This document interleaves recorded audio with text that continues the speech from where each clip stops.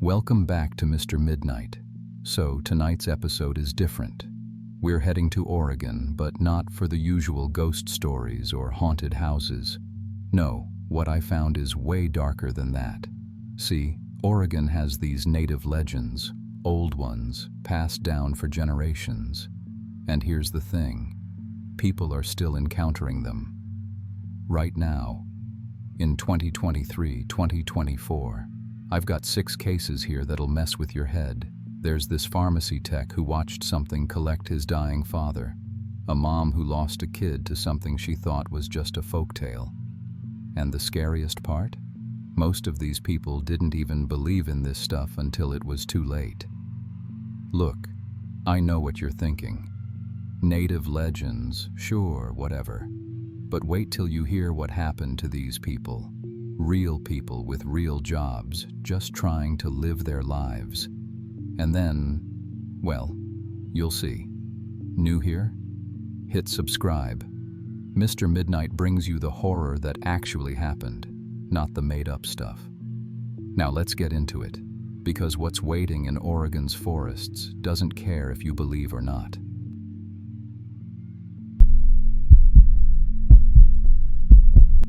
My name is Derek Powell, and I've been a pharmacy technician at Walgreens for 6 years. I work the night shift, 11 p.m. to 7 a.m., filling prescriptions, managing inventory, and helping the occasional customer who needs emergency medication. It's not glamorous work, but it pays $17 an hour, and in Eugene, Oregon, that's enough to get by. I've handled everything from insurance denials to angry customers demanding narcotics. I thought I'd seen it all. But what happened between October and December of 2023 changed everything I thought I knew about death, and about the ancient things that have been protecting Oregon's dying for thousands of years. The story starts with my father, Harold Powell. He was 67 and dying of pancreatic cancer. Dad was half Kalapuya, descendant of the original tribes who lived in Oregon's Willamette Valley for over 10,000 years. But he'd rejected all that when he moved to Eugene for construction work in the 70s. Said it was old superstition that would hold him back in the white man's world. My mother, Sarah Whistling Elk, was full-blood Kalapuya. She'd tried her whole life to teach Dad and me about our traditions, about the ceremonies, the seasonal rituals, the spirit guardians who watched over our people. Dad shut her down every time. That stuff's dead and buried, he'd say. We're Americans now. Mom died 10 years ago, bitter and heartbroken that her husband and son had turned their backs on thousands of years of ancestral wisdom. Her last words to me were, "When your time comes to face death, you'll wish you'd listened." The doctors gave Dad 2 to 4 months back in April. By October, he was 6 months in and still fighting. His body should have given up weeks earlier, but Harold was stubborn. He'd been a construction foreman his whole life, built half the strip malls in Lane County, and he approached dying the same way he approached everything else, by refusing to quit. The problem was, his insurance barely covered anything. Medicare had gaps you could drive a truck through, and hospice care cost $500 a day we didn't have. So I was doing it myself. Home care between my shifts, using free medication samples from the pharmacy, trying to keep him comfortable in the house where he'd lived for 30 years. Dad's condition was horrific. Pancreatic cancer doesn't kill you quickly. It eats you alive from the inside. The tumor had spread to his liver, his lungs, his bones. He'd lost 60 pounds. His skin was yellow from jaundice, and the pain was constant. Even with maximum morphine doses, he'd scream for hours. I'd find him clawing at his abdomen, begging me to cut it out with kitchen knives. But the worst part wasn't the physical deterioration. It was what started happening at night. Around 2 a.m., when the morphine wore off and the pain spiked, Dad would start talking to people who weren't there. At first, I thought it was hallucinations from the medication. But then I started paying attention to what he was saying. "Get away from me," he'd whisper to empty corners. "I'm not ready. I'm not going with you." He described seeing gray people with holes for faces standing around his bed. They'd reach for him with arms like mist, trying to pull him toward some dark doorway that opened behind his dresser. "They want to take me somewhere cold," he'd sob, "somewhere that never ends. But I'm fighting them. I won't let them drag me away." I thought this was just dying brain chemistry, until I started seeing the temperature drops. Every night around 2 a.m., Dad's room would plummet from 72 degrees to below freezing in minutes. My breath would fog. Ice would form on the windows. The digital thermometer I'd placed on his nightstand would read 18, 15, sometimes 10 degrees Fahrenheit. Then I started seeing the shadows myself. At first, just peripheral glimpses. Dark shapes moving in corners, always staying just outside direct vision. But they got bolder. By the third week of October, I could see them clearly. Humanoid figures made of gray mist, with gaping holes where their faces should be. 7 or 8 of them, circling Dad's bed like predators. They never touched him, but they tried. Every night, they'd reach toward Dad with arms that weren't quite solid. He'd scream and thrash, fighting something I could see but couldn't stop. That's when the owl appeared.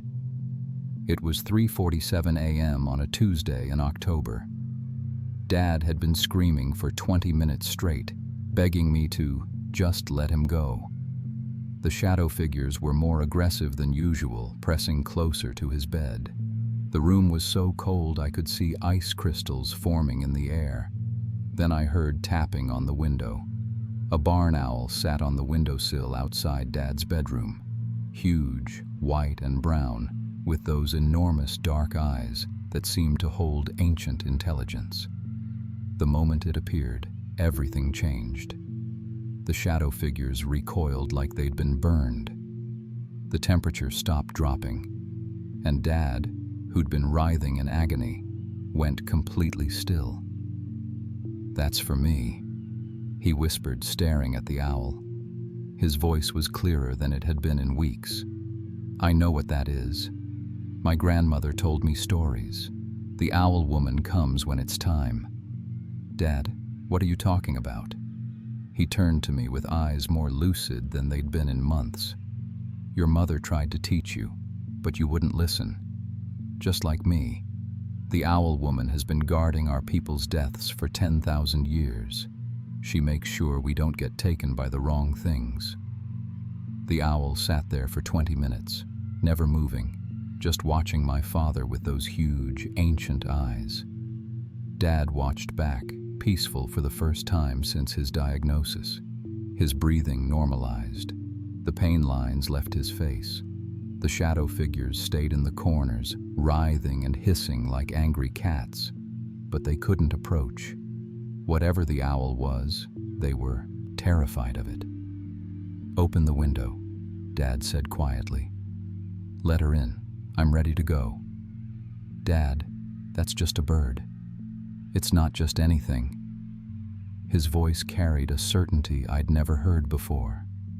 "She's been doing this job since before the first white man ever saw Oregon. She knows when a body's done fighting. She makes sure the dying don't get lost between worlds." I looked at my father, really looked at him. The cancer had eaten him down to 120 pounds. His skin was the color of old mustard. His breathing was labored even at rest. But for the first time in months, he looked peaceful. "No," I said, "we're not giving up. You've got that clinical trial starting next week." Dad's face fell. "Son, I'm not going to make it to next week, and that's okay." But I wouldn't listen. I was a pharmacy tech. I believed in medicine, in fighting disease, in keeping people alive as long as possible. I wasn't about to let my father die because of some bird. I closed the curtains, The owl disappeared. The moment it was gone, the shadow figures surged forward. Dad started screaming again, worse than before. The temperature plummeted to 5 degrees. I had to give him another morphine injection, putting him well over the safe daily limit. That night, something changed. The shadow figures got bolder, and Dad got worse. The next evening, around 11 p.m., I was at Walgreens starting my shift when I got a call from our home security system. Motion detector triggered in Dad's room. I checked the app on my phone. The camera showed Dad's room completely dark, but the temperature sensor read -3 degrees. I called home. No answer. I explained the emergency to my supervisor and raced back. When I got there, Dad was unconscious but breathing. The room was so cold that frost had formed on every surface. My father's lips were blue. But worse than that, I could see them clearly now. 9 shadow figures surrounding his bed, reaching for him with misty arms.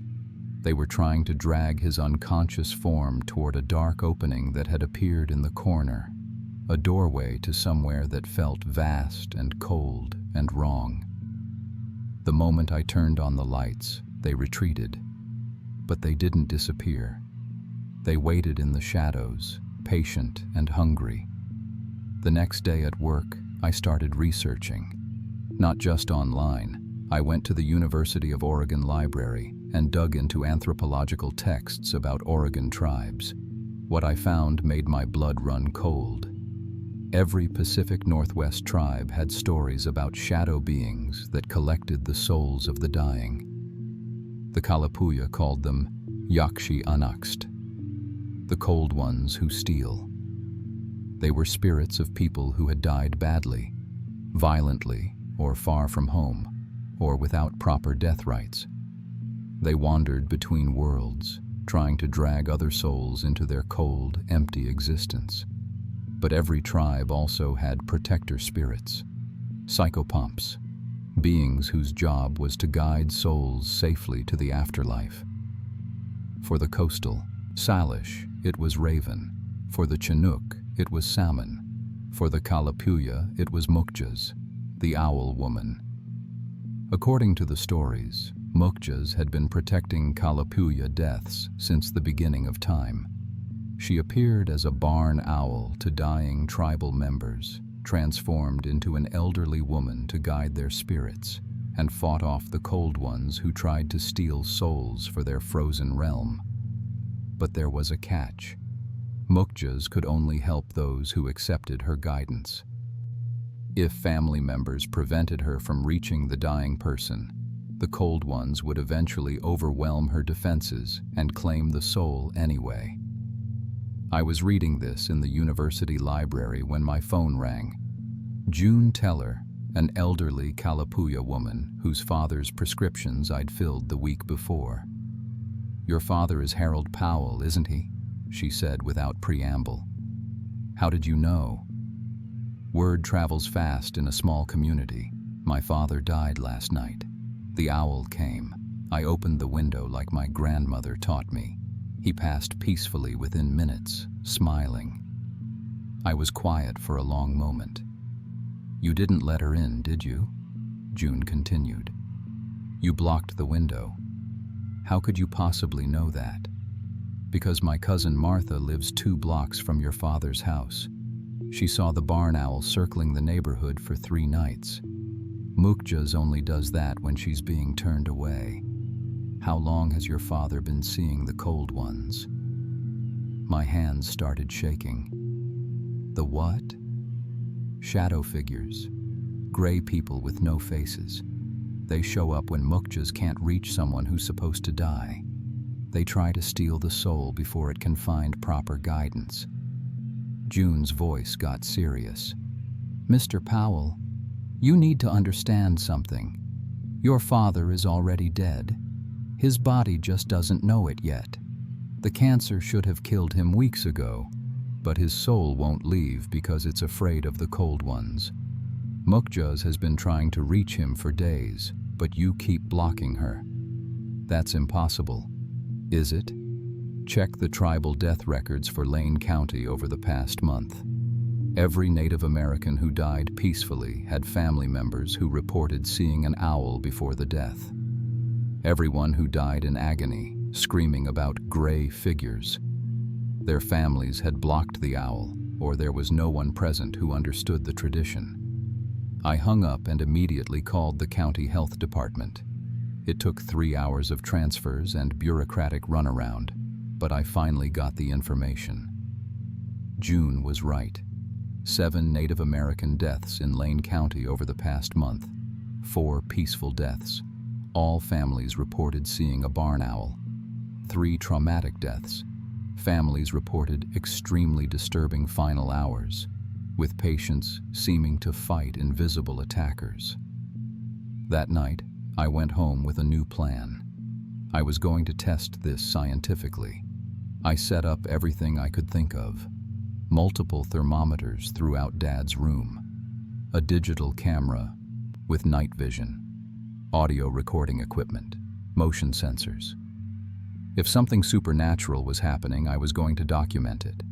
Dad was in bad shape when I got home, worse than I'd ever seen him. His skin was gray-white, his breathing shallow and irregular. He was semi-conscious, mumbling about the cold ones getting closer. Around midnight, the temperature started dropping. 70 degrees, 60, 50, 40. All my instruments were going crazy. Then I saw them. Not glimpses this time.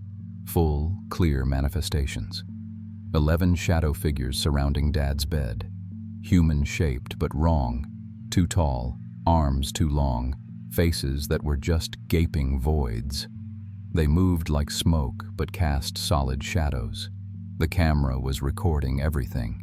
They reached for Dad with misty hands, trying to pull him off the bed.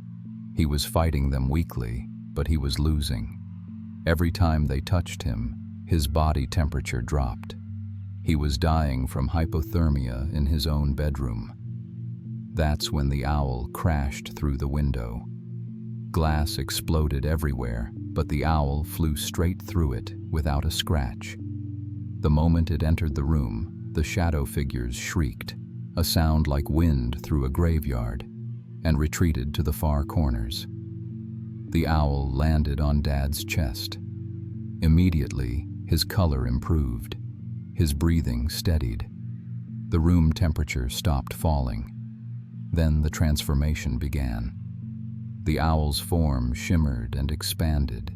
Feathers became fabric, wings became arms, talons became feet in traditional moccasins.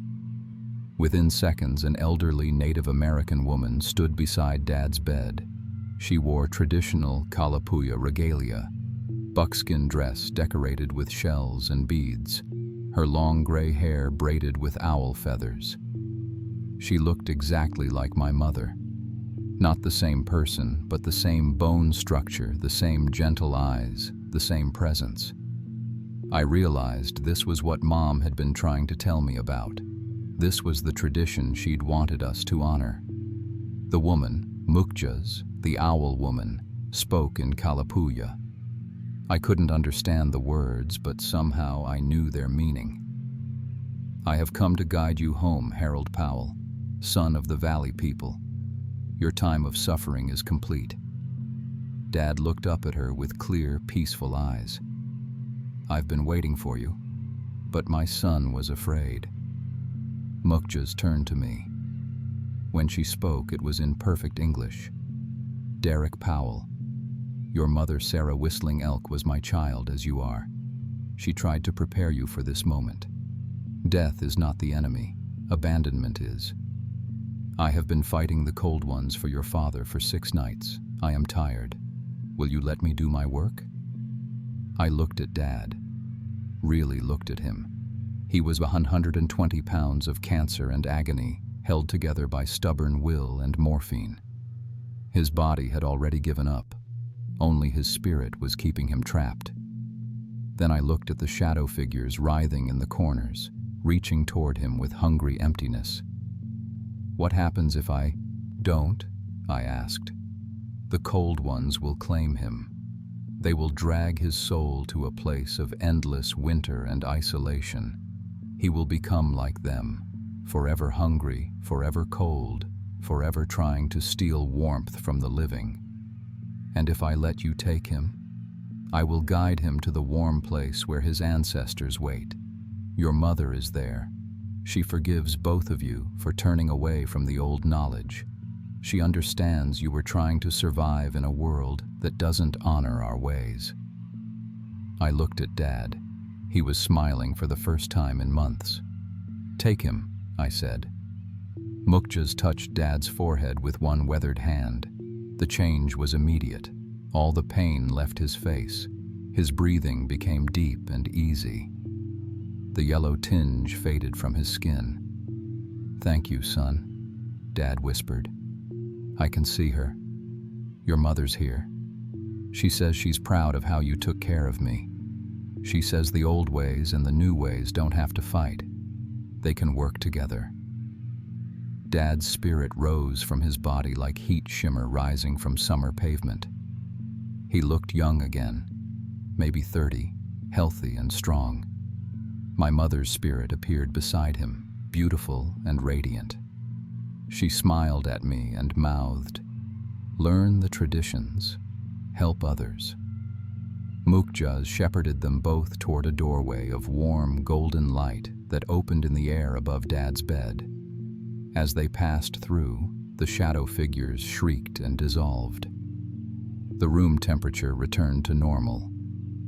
Before the light faded, Mukjaz turned back to me. You have inherited your mother's gift, Derek Powell. You can see the spirit world clearly. The dying will need you. There are many who don't know the old ways, many who face death alone and unguided. Will you help me? How? Learn the traditions your mother tried to teach. Help families understand when I come. Prepare the dying so they don't fear my arrival. Be a bridge between the old knowledge and the new world. The light faded. Dad's body lay peaceful on the bed, a gentle smile on his face. I called the mortuary at 4:15 a.m. When they came to collect Dad's body, the coroner commented that it was the most peaceful death he'd seen from pancreatic cancer. No signs of suffering at all. No rigor mortis. His face looked serene, almost happy. Over the next week, I took bereavement leave and drove to the Confederated Tribes of Grand Ronde Cultural Center. I met with tribal elders, learned the traditional death songs, studied the ceremonies my mother had tried to teach me. Elder Robert Mercier, a 78-year-old spiritual leader, confirmed everything I'd experienced. Mukjaz has been protecting our people since before memory, he told me. But many of our young ones don't know her anymore. They die in hospitals, surrounded by machines and strangers. Their families think the owl is just coincidence.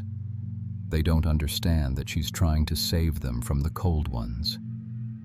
What exactly are the cold ones? Robert's expression darkened. Spirits of people who died badly, violently, far from home, without proper ceremony. They exist in endless cold and hunger. They try to drag other souls into that place because misery needs company. But they're not just targeting Native Americans. I've researched other deaths in the county. You're right. The cold ones don't care about race. They want any dying soul they can steal. But most cultures have lost their psychopomp traditions. No more Valkyries, no more angels, no more spirit guides. Just doctors and machines trying to keep bodies alive past their time. The cold ones have been getting stronger because they face less opposition. Robert studied me carefully. Your mother told me about you years ago. Said you had the sight but refused to learn. She said someday you'd need to choose between the old knowledge and watching people die alone. What do I need to do? Learn the death songs. Learn the ceremonies. When families call you to a deathbed, go.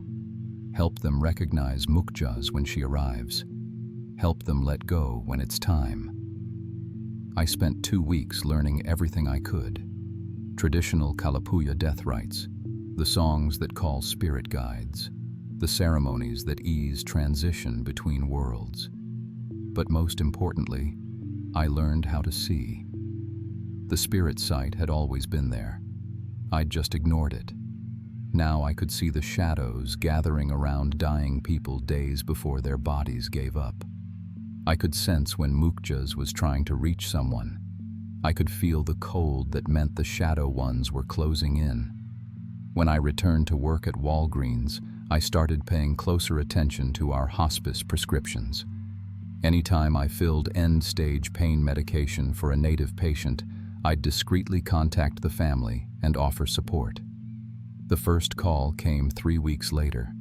An elderly Warm Springs woman named Agnes Wapatki, 84, dying of liver failure. Her granddaughter had heard about me through tribal networks. "Grandma keeps talking about gray people trying to drag her away," she said. "The room gets so cold we need space heaters. Is this what you helped your father with?" I drove to their house in Salem that night.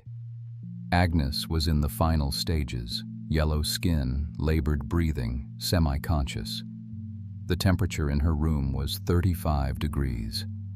I could see 6 shadow figures surrounding her bed, reaching for her with misty hands. But there was no owl.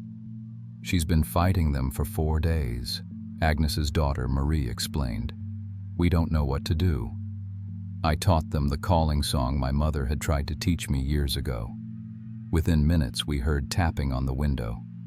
Mukjas appeared as a barn owl first, then transformed into the elderly woman. Agnes saw her and smiled with relief. "Grandmother Owl," she whispered in Sahaptin. "I've been waiting. I was afraid the gray ones would take me." "Never, child. I let no one go alone into the cold." Agnes passed peacefully within 10 minutes. The shadow figures dissolved. Her family wept, but were grateful she died without fear.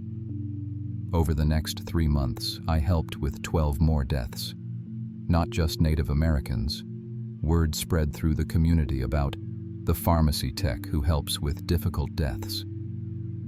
I was called to deathbeds for a Korean War veteran, an Irish Catholic grandmother, a young mother with brain cancer. The pattern was always the same. If the dying person or their family accepted spiritual guidance, whatever form it took, peaceful death followed. If they rejected it out of fear or skepticism, the cold ones won. I learned that Mukjas wasn't the only psychopomp still working. Other spirit guides appeared for different people, sometimes angels, sometimes deceased relatives, sometimes cultural figures specific to the dying person's background. But they all served the same function, protecting souls during the vulnerable transition between life and death. The breakthrough came in December, during the death of Thomas Rodriguez, a 67-year-old construction worker with emphysema. Thomas was Mexican-American, Catholic, and deeply skeptical of Indian superstitions. His family called me because nothing else was working. Thomas had been dying badly for a week, screaming about gray demons trying to drag him to hell, his room cold as a freezer, fighting invisible attackers. When I arrived, I found 9 shadow figures surrounding his bed. But I also saw something else. A woman in blue robes standing in the corner, unable to approach because Thomas was rejecting her presence. "That's not my tradition," I told his daughter Maria. "But I think that's La Virgen de Guadalupe trying to reach your father." Maria's eyes widened. "Papa always prayed to Our Lady of Guadalupe, but he's been saying she abandoned him because he's dying badly." I explained what I'd learned, that spirit guides can only help those who accept their presence. We knelt beside Thomas's bed and prayed together, asking La Virgen to guide him home. The woman in blue stepped forward. The shadow figures retreated. Thomas opened his eyes and smiled. "Virgencita, he whispered. You came for me. He died peacefully, guided by his own cultural protector. That's when I understood the bigger picture. The phenomenon wasn't limited to native traditions. Every culture had developed psychopomp figures because the cold ones were universal threats. Death guides were spiritual infrastructure, as necessary as hospitals or ambulances. But modern society had forgotten this knowledge. We'd medicalized death, stripped away the rituals and spiritual protections our ancestors considered essential. We were leaving dying people vulnerable to spiritual predators. Today, 6 months after Dad's death, I work as an unofficial death doula throughout Oregon. Families find me through tribal networks, church communities, word of mouth. When someone is dying badly, when the room gets cold and they start seeing gray figures, I come to help. I teach families to recognize their cultural death guides. I help them perform whatever ceremonies their traditions require. I stay with the dying until their guides arrive and their transition is complete. The work isn't always successful. Some people are too afraid, too skeptical, too culturally disconnected to accept spiritual help. They fight their guides until the cold ones overwhelm them. Those deaths are brutal, filled with terror and cold that lingers long after the body stops breathing. But when it works, it's beautiful. I've seen mukjas guide dozens of souls to safety. I've watched angels, ancestors, and animal spirits shepherd the dying toward warm light. I've felt the gratitude of families who finally understand that death doesn't have to be a fight. 2 weeks ago, I was called to my hardest case yet. A 7-year-old girl named Emma, dying of leukemia. Her parents were desperate. She'd been screaming about shadow monsters for 3 days. The hospital room was freezing, and nothing medical science could offer was helping. When I arrived, I found 12 shadow figures surrounding her bed, more than I'd ever seen. They were reaching for her with desperate hunger. A child's spirit, innocent and bright, was like a banquet to them. But Emma was fighting back.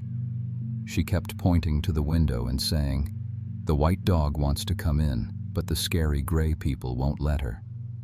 I looked where she was pointing. A white wolf sat outside the 7th floor window, somehow standing on empty air.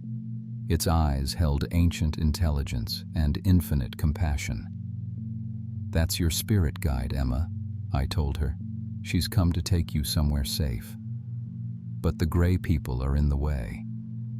I taught Emma's parents the calling song, adapted for their Christian faith, asking God to send his messenger to protect their daughter. Together, we prayed for the light to overcome the darkness. The white wolf came through the closed window like it was made of mist. The shadow figures shrieked and fled.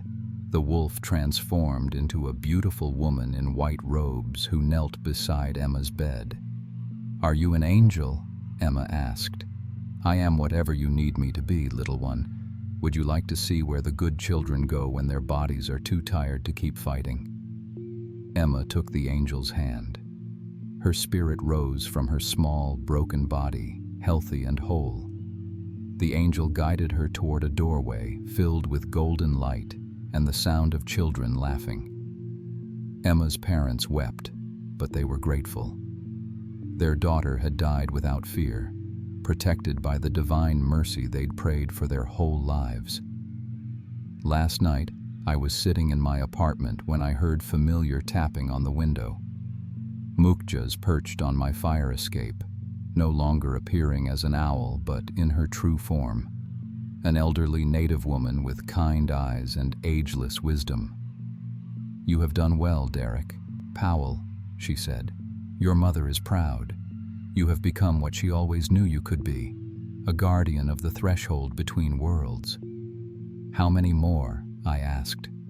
"How many people die alone because they don't know you're coming?" "Too many. But you are not alone in this work. Others are awakening to the old knowledge.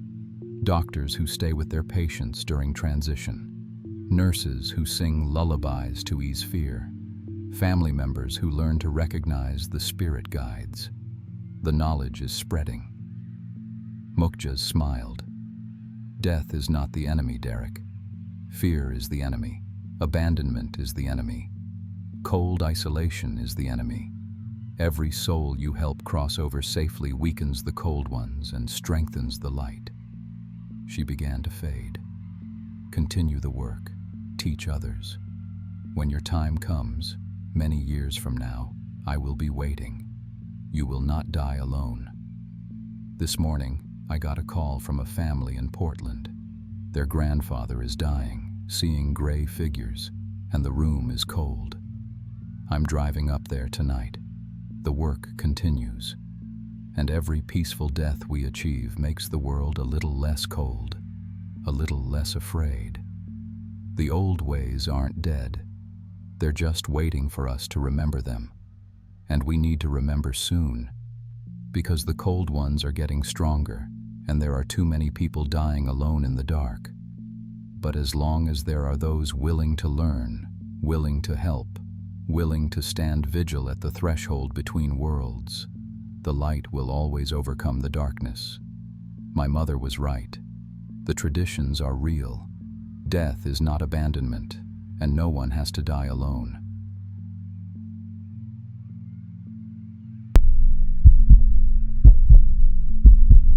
My name is Jesse Whitlock, and I've been working the night shift at the 76 gas station on Highway 18 for 8 months now. It's not much, but after I dropped out of Lincoln City Community College, it was the only job I could get. I'm 19, half Silets on my dad's side, half white on my mom's. Mom left when I was 12, and Dad killed himself 3 years ago after losing his fishing boat to gambling debts he'd hidden from everyone, including Uncle Raymond. Uncle Raymond took me in, but we've been fighting constantly since I started betting on college football. See, I learned Dad's weakness the hard way. I owed Travis Boone $8,000, and he'd given me 2 weeks to pay up. 5 days left. The sick thing is, I was using the same bookie Dad used. Travis told me that with a smile when I first called him. Your dad was good for it too, he'd said. Right up until he wasn't. But what happened in October 2022 at Silets Bay changed everything I thought I knew about our family, our legends, and what my grandmother used to whisper about the salmon people when she thought we weren't listening. This isn't just my story. It's been happening for generations, and the tribal elders have been documenting it since 1847. They just don't talk about it with outsiders. It started like any other Tuesday night.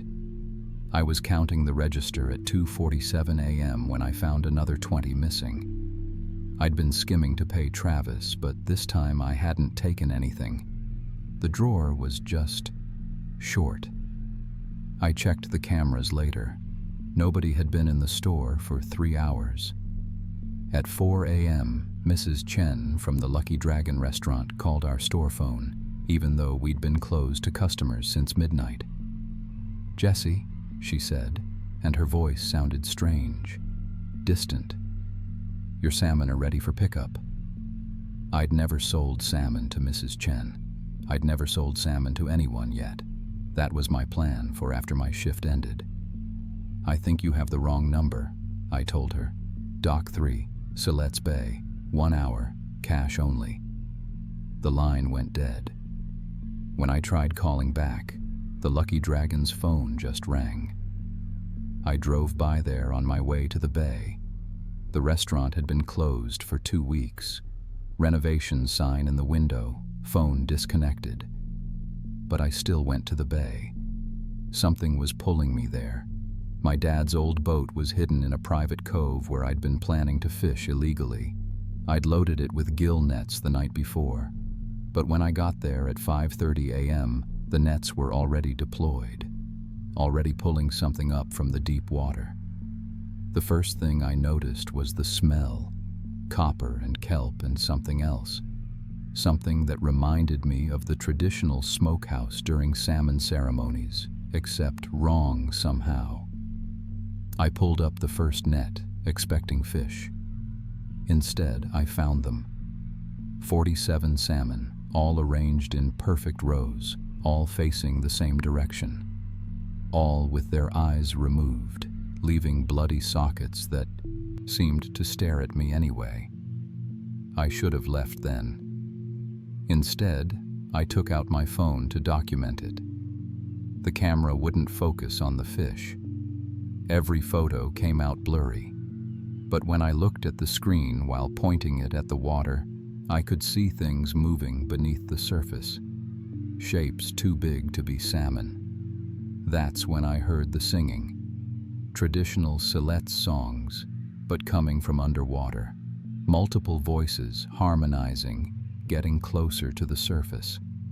Uncle Raymond always told me the story of the salmon boy, a disrespectful child taken by the salmon people to learn through suffering. I thought it was just a teaching story. But now I remembered something else he'd mentioned. Something he'd made me promise never to tell anyone. It happens every 25 years, he'd said during one of our fights. Someone from our family gets chosen. Your great-uncle Thomas in 1972. Your grandfather's cousin Mary in 1947. Now your father's gone. The debt passes down. I'd thought he was talking about money. I was wrong. The water around my boat started glowing that green-blue color. Not bioluminescence. I'd seen that before. This was different, artificial, like someone had wired LED lights throughout the entire bay. A hand broke the surface, human-sized, but with webbing between the fingers and scales along the forearm. Then another hand. Then a head emerged, and I was looking at my father. Not a ghost. Not a memory. My father, but changed. Gills along his neck opening and closing, eyes positioned slightly farther apart, tribal tattoos that moved across his skin like living things. "Jesse," he said, and his voice carried perfectly across the water despite being 50 feet away. "You came." "Dad?" My voice cracked like I was 12 again. "I've been waiting for you. We all have." He gestured to the water behind him, and more heads began surfacing. Dozens of them, all showing signs of the change. Scales, gills, webbed fingers, all members of our family going back generations. The gambling debt was never about money, son. It was about balance. I took too much from the salmon runs in '97 during the bad season. Sold protected fish to pay off my first betting losses. The salmon people don't forget debts like that. I tried to start the boat engine. It turned over, but wouldn't catch. "You've been taking from them too," Dad continued, swimming closer. "Those nets you set illegally last month in the spawning grounds. The 12 salmon you sold to Morrison's back door. The ceremony you've never performed, not once, despite catching over 200 fish this year." I hadn't caught any fish yet. I'd only been planning to. "Every fish you intended to take dishonorably, you owe for," Dad said. "The salmon people know intent as well as action. They've been watching you since you bought those gill nets."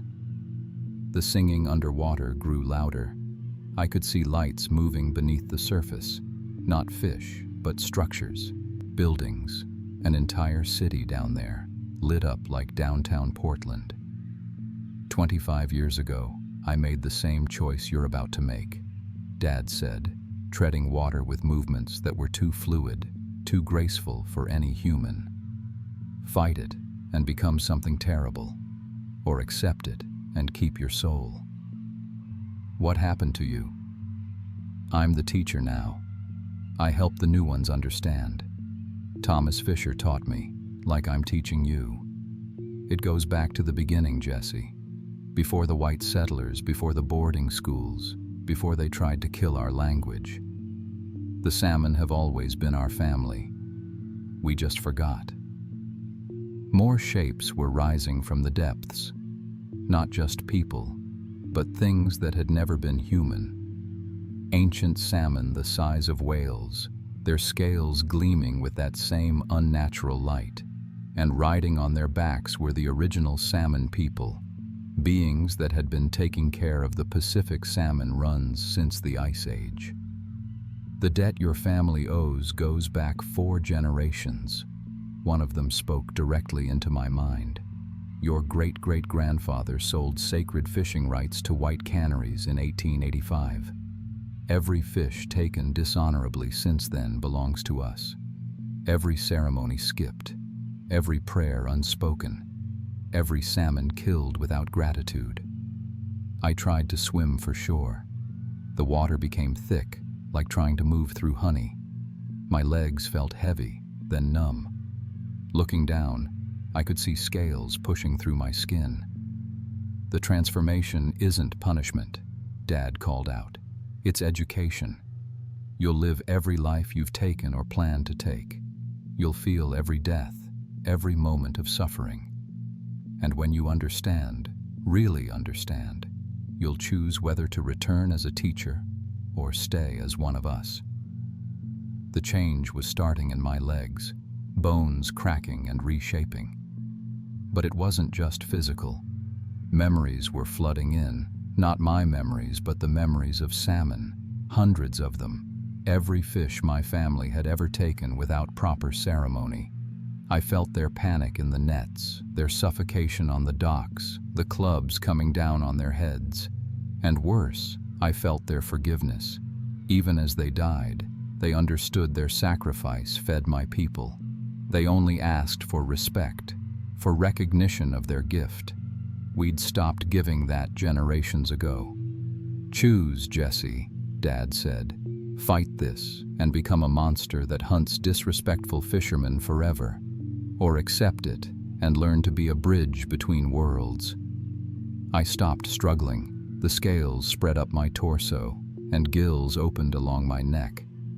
But I wasn't drowning. I was breathing water like air.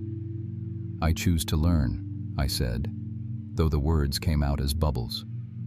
What happened next took 3 months, not 3 weeks. I lived the life cycle of every salmon my family had dishonored. I spawned in the gravel beds. I was eaten by sea lions. I fought my way up fish ladders. I was caught in nets and left to suffocate. I was beaten to death and filleted alive. Each death taught me something new about respect, about balance, about the price of taking life without ceremony. But I also experienced the other side. I felt the joy of feeding a hungry tribal family.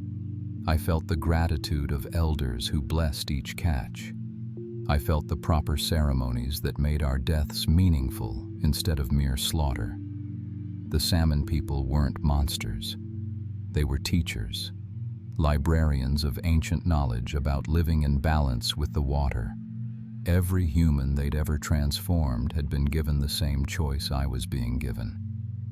When the education was complete, I was brought before the council.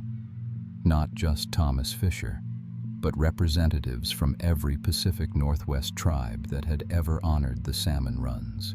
The Chinook, the Tillamook, the Clatsop, the Yakama, the Kino. All of them had contributed people to the salmon people over the centuries. You may return to the surface world as a teacher, the eldest said. You will keep some of the change, enough that people know you speak truth. Or you may stay with us and help educate the next generation. What about my cousin Emma? I asked. She's been performing the ceremonies correctly. She's been trying to keep the traditions alive. Emma's path is different, they said. She will document what you teach her. Through her work, the knowledge will spread beyond your tribe. That's why she was chosen as your witness. I chose to return, but only partially. They let me keep enough of the change to prove where I'd been. Scales, webbed fingers, gills that sealed but left scars. But more importantly, they gave me the memories. Every salmon ceremony going back 1,000 years. Every proper way to fish, to prepare, to honor the catch. When I surfaced at Silet's Bay, Emma was there performing a ceremony with Uncle Raymond and 3 other tribal elders. They'd been coming every day for 3 months, never knowing if I'd return. The moment I broke the surface, Emma started crying, not from relief, but from recognition. She knew I'd been transformed. "The doctors won't understand," Raymond said as they pulled me from the water, "but we will document everything." And that's what happened. The hospital diagnosed genetic ichthyosis and traumatic hypothermia effects. They couldn't explain the gills, so they didn't. The official medical report exists, but it attributes everything to rare genetic conditions. But the tribal council knew. Emma documented it all: photos, video, my testimony. More importantly, she documented the knowledge I brought back. I taught her the proper ceremonies for each season of salmon runs. I showed her which areas were sacred spawning grounds that needed protection. I helped her identify tribal members who were fishing dishonorably and gave her the words to teach them correct practices. The most important thing I learned was that this had always been happening. Every 25 years, someone from a salmon tribe would disappear for 3 months and return changed. But most families had lost the knowledge to recognize what was happening. They'd stopped documenting it, stopped believing it. The salmon people weren't taking people randomly. They were maintaining an educational system that had lasted for millennia, ensuring that at least one person in each generation understood the true relationship between humans and salmon.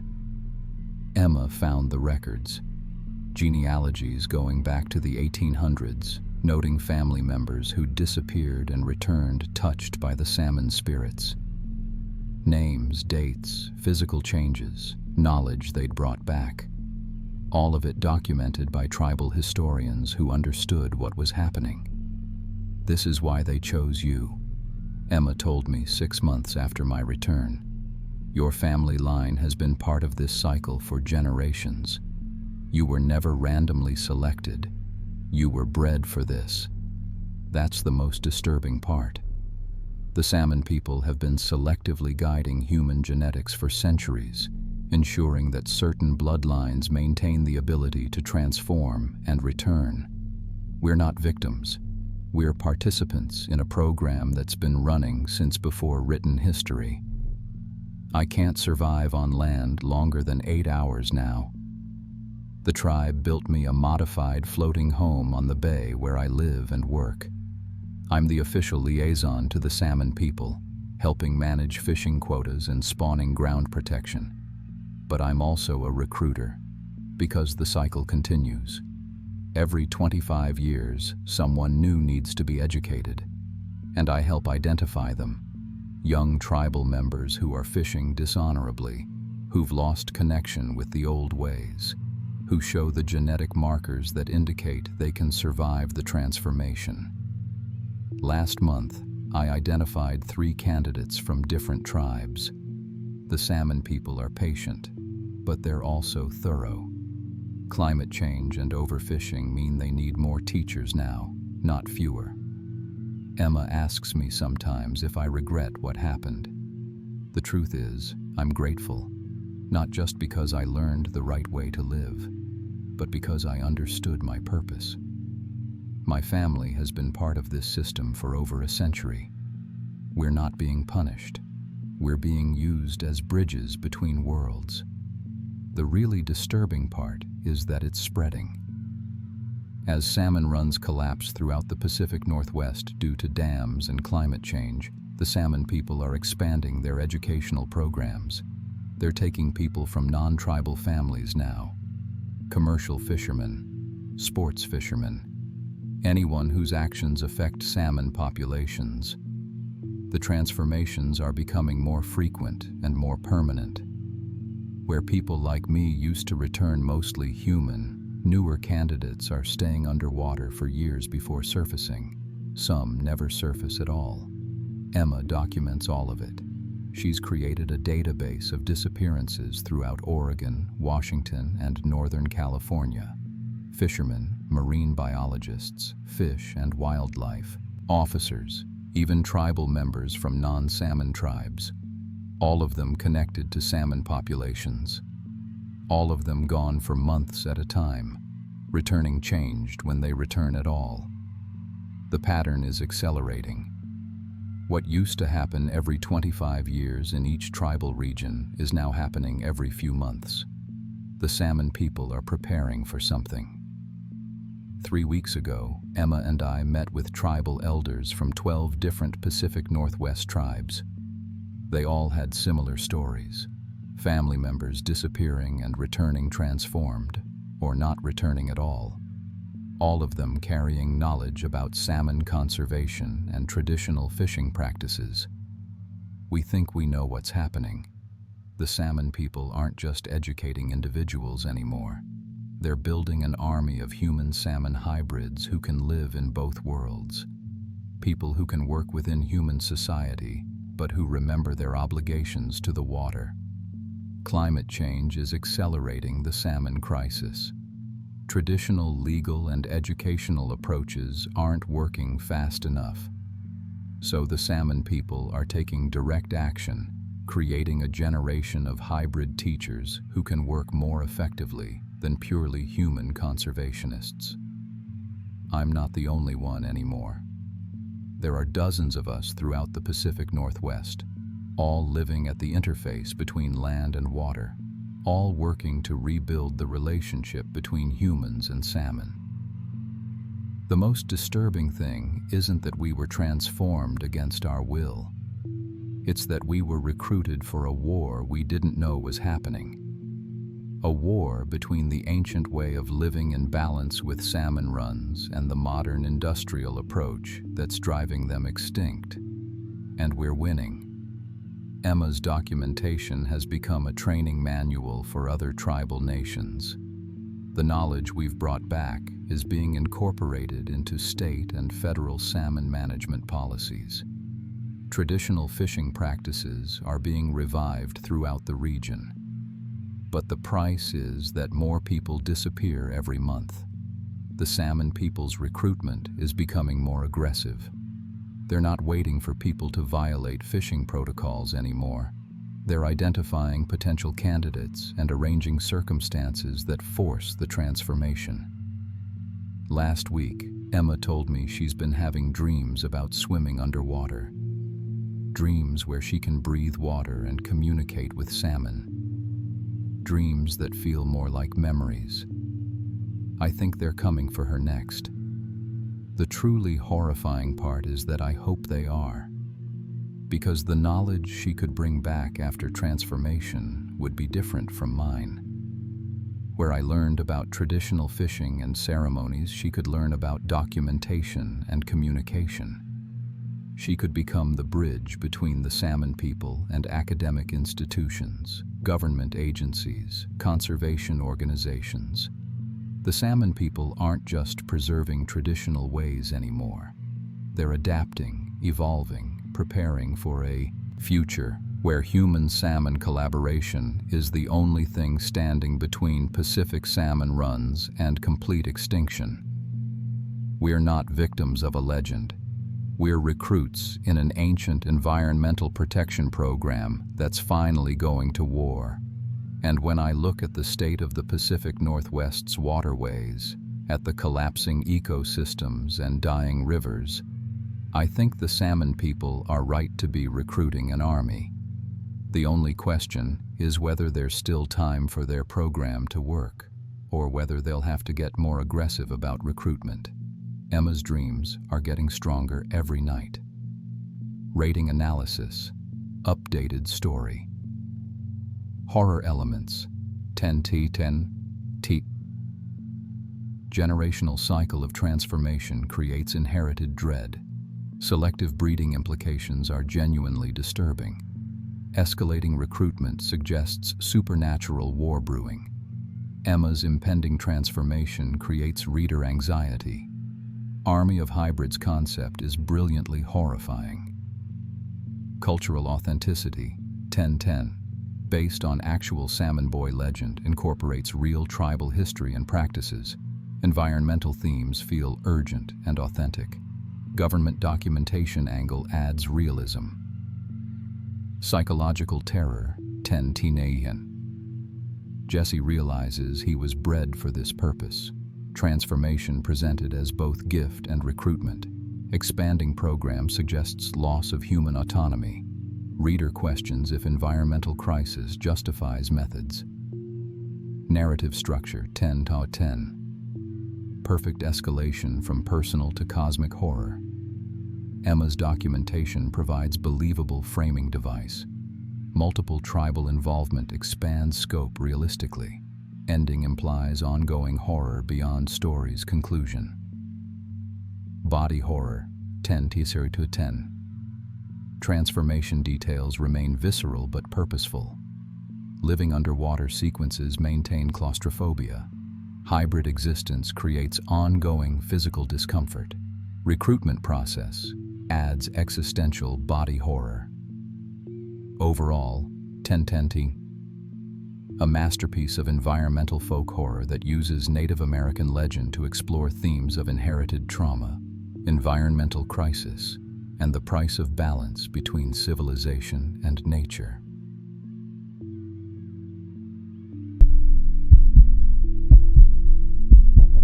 My name is Ashley Brennan, and I've been working retail for 12 years. Started as a bagger at 17, worked my way up to head cashier at Fred Meyer in Southeast Portland. I've dealt with angry customers, shoplifters, and every kind of person you can imagine. After my divorce last year, I picked up extra shifts to make ends meet. I thought I'd seen everything the world could throw at me. But what happened in May 2023 at Multnomah Falls showed me that Oregon's darkest legends aren't just stories told around campfires. Some of them are still hunting. I'd been laid off from my office job 3 months earlier. Budget cuts hit the whole company. So I was back to scanning groceries and counting down registers, trying to keep my head above water. My daughter Zoe was 8, and between child support that barely covered rent and my Fred Meyer wages, money was always tight. When her teacher, Mrs. Patterson, called asking for field trip chaperones, I almost said no. I'd already used up my vacation days, and missing another shift meant less money for groceries. But then she mentioned the $40 gas card stipend for volunteers. More importantly, Zoe had been asking why other kids' moms came to school events, but I never did. "You're always working, Mom," she'd say, cutting deeper than any customer complaint ever could. This was my chance to be the fun mom for once, not just the tired mom who counted pennies at the grocery store checkout. The morning of May 15th, I woke up exhausted. I'd pulled a double shift the day before, covering for someone who called in sick. My alarm went off at 6:30, and for a minute I considered calling Mrs. Patterson and backing out. But Zoe was already awake, packing her backpack with enough snacks to feed a small army. "Mom, do you think we'll see any bears?" she asked, bouncing on her toes. "Just the tourist kind," I said, trying to sound cheerful despite the coffee hadn't kicked in yet. We met at Roosevelt Elementary at 8:15. 32 third graders, 4 parent volunteers, and Mrs. Patterson looking like she'd rather be anywhere else. I was assigned to watch 8 kids, including Zoe and Tyler Mendoza. Every teacher in the district knows Tyler. 9 years old, always in trouble, always angry about something. His mom had signed up to chaperone but canceled the night before via text message. "She does this every time," Mrs. Patterson said, rolling her eyes. "Signs up, then finds an excuse. Poor kid." Before the bus even left the parking lot, Tyler had already pulled Jenny Martinez's hair, thrown his juice box at the window hard enough to crack it, and called Miguel Santos a word that made the other parents gasp. The parent volunteers were shooting looks at Tyler like he carried some kind of disease, whispering behind their hands about that family. I felt sick watching it. I recognized the signs. Clothes that didn't fit right and hadn't been washed recently. the way he hoarded the free breakfast from school in his pockets. That particular brand of anger that comes from having nobody at home who cares enough to show up. My brother Jake had been the same way before he ended up in juvenile detention at 14. Maybe that's why I didn't write Tyler off when everyone else already had. The drive to Multnomah Falls took an hour through the Columbia River Gorge. It was one of those perfect Oregon May mornings, sunny and clear, the kind that makes you forget it rained for 6 months straight. The kids were excited, pressed against the windows pointing at the massive river and towering cliffs. Even Tyler seemed calmer, staring out at the endless green forest. I started to think maybe this would be okay. We arrived at 10:15 to a parking lot packed with tourists from all over the world. Families with strollers, elderly couples with professional cameras, teenagers taking selfies. Mrs. Patterson gathered us at the trailhead, going over the standard rules. Stay with your group, don't climb on the railings, listen to your chaperone. Basic stuff that 8-year-olds forget the moment they see something interesting. The trail to the lower viewing platform is paved and easy, perfect for small legs. My group had Zoe, Tyler, and 6 other kids whose names I was still trying to memorize. We started together, staying close, everyone excited to see the famous waterfall they'd learned about in social studies. For the first 10 minutes, everything felt normal. Kids asking questions, pointing at chipmunks, complaining about being thirsty already. Just a regular field trip to one of Oregon's most beautiful places. Then Tyler found the ground squirrel. It was just sitting there by the side of the trail, probably used to tourists dropping food scraps. Completely harmless, just living its life in the forest. Tyler picked up a rock the size of a baseball and threw it with all the force his 9-year-old arm could manage. The rock hit the squirrel right in the ribs with a sickening crack.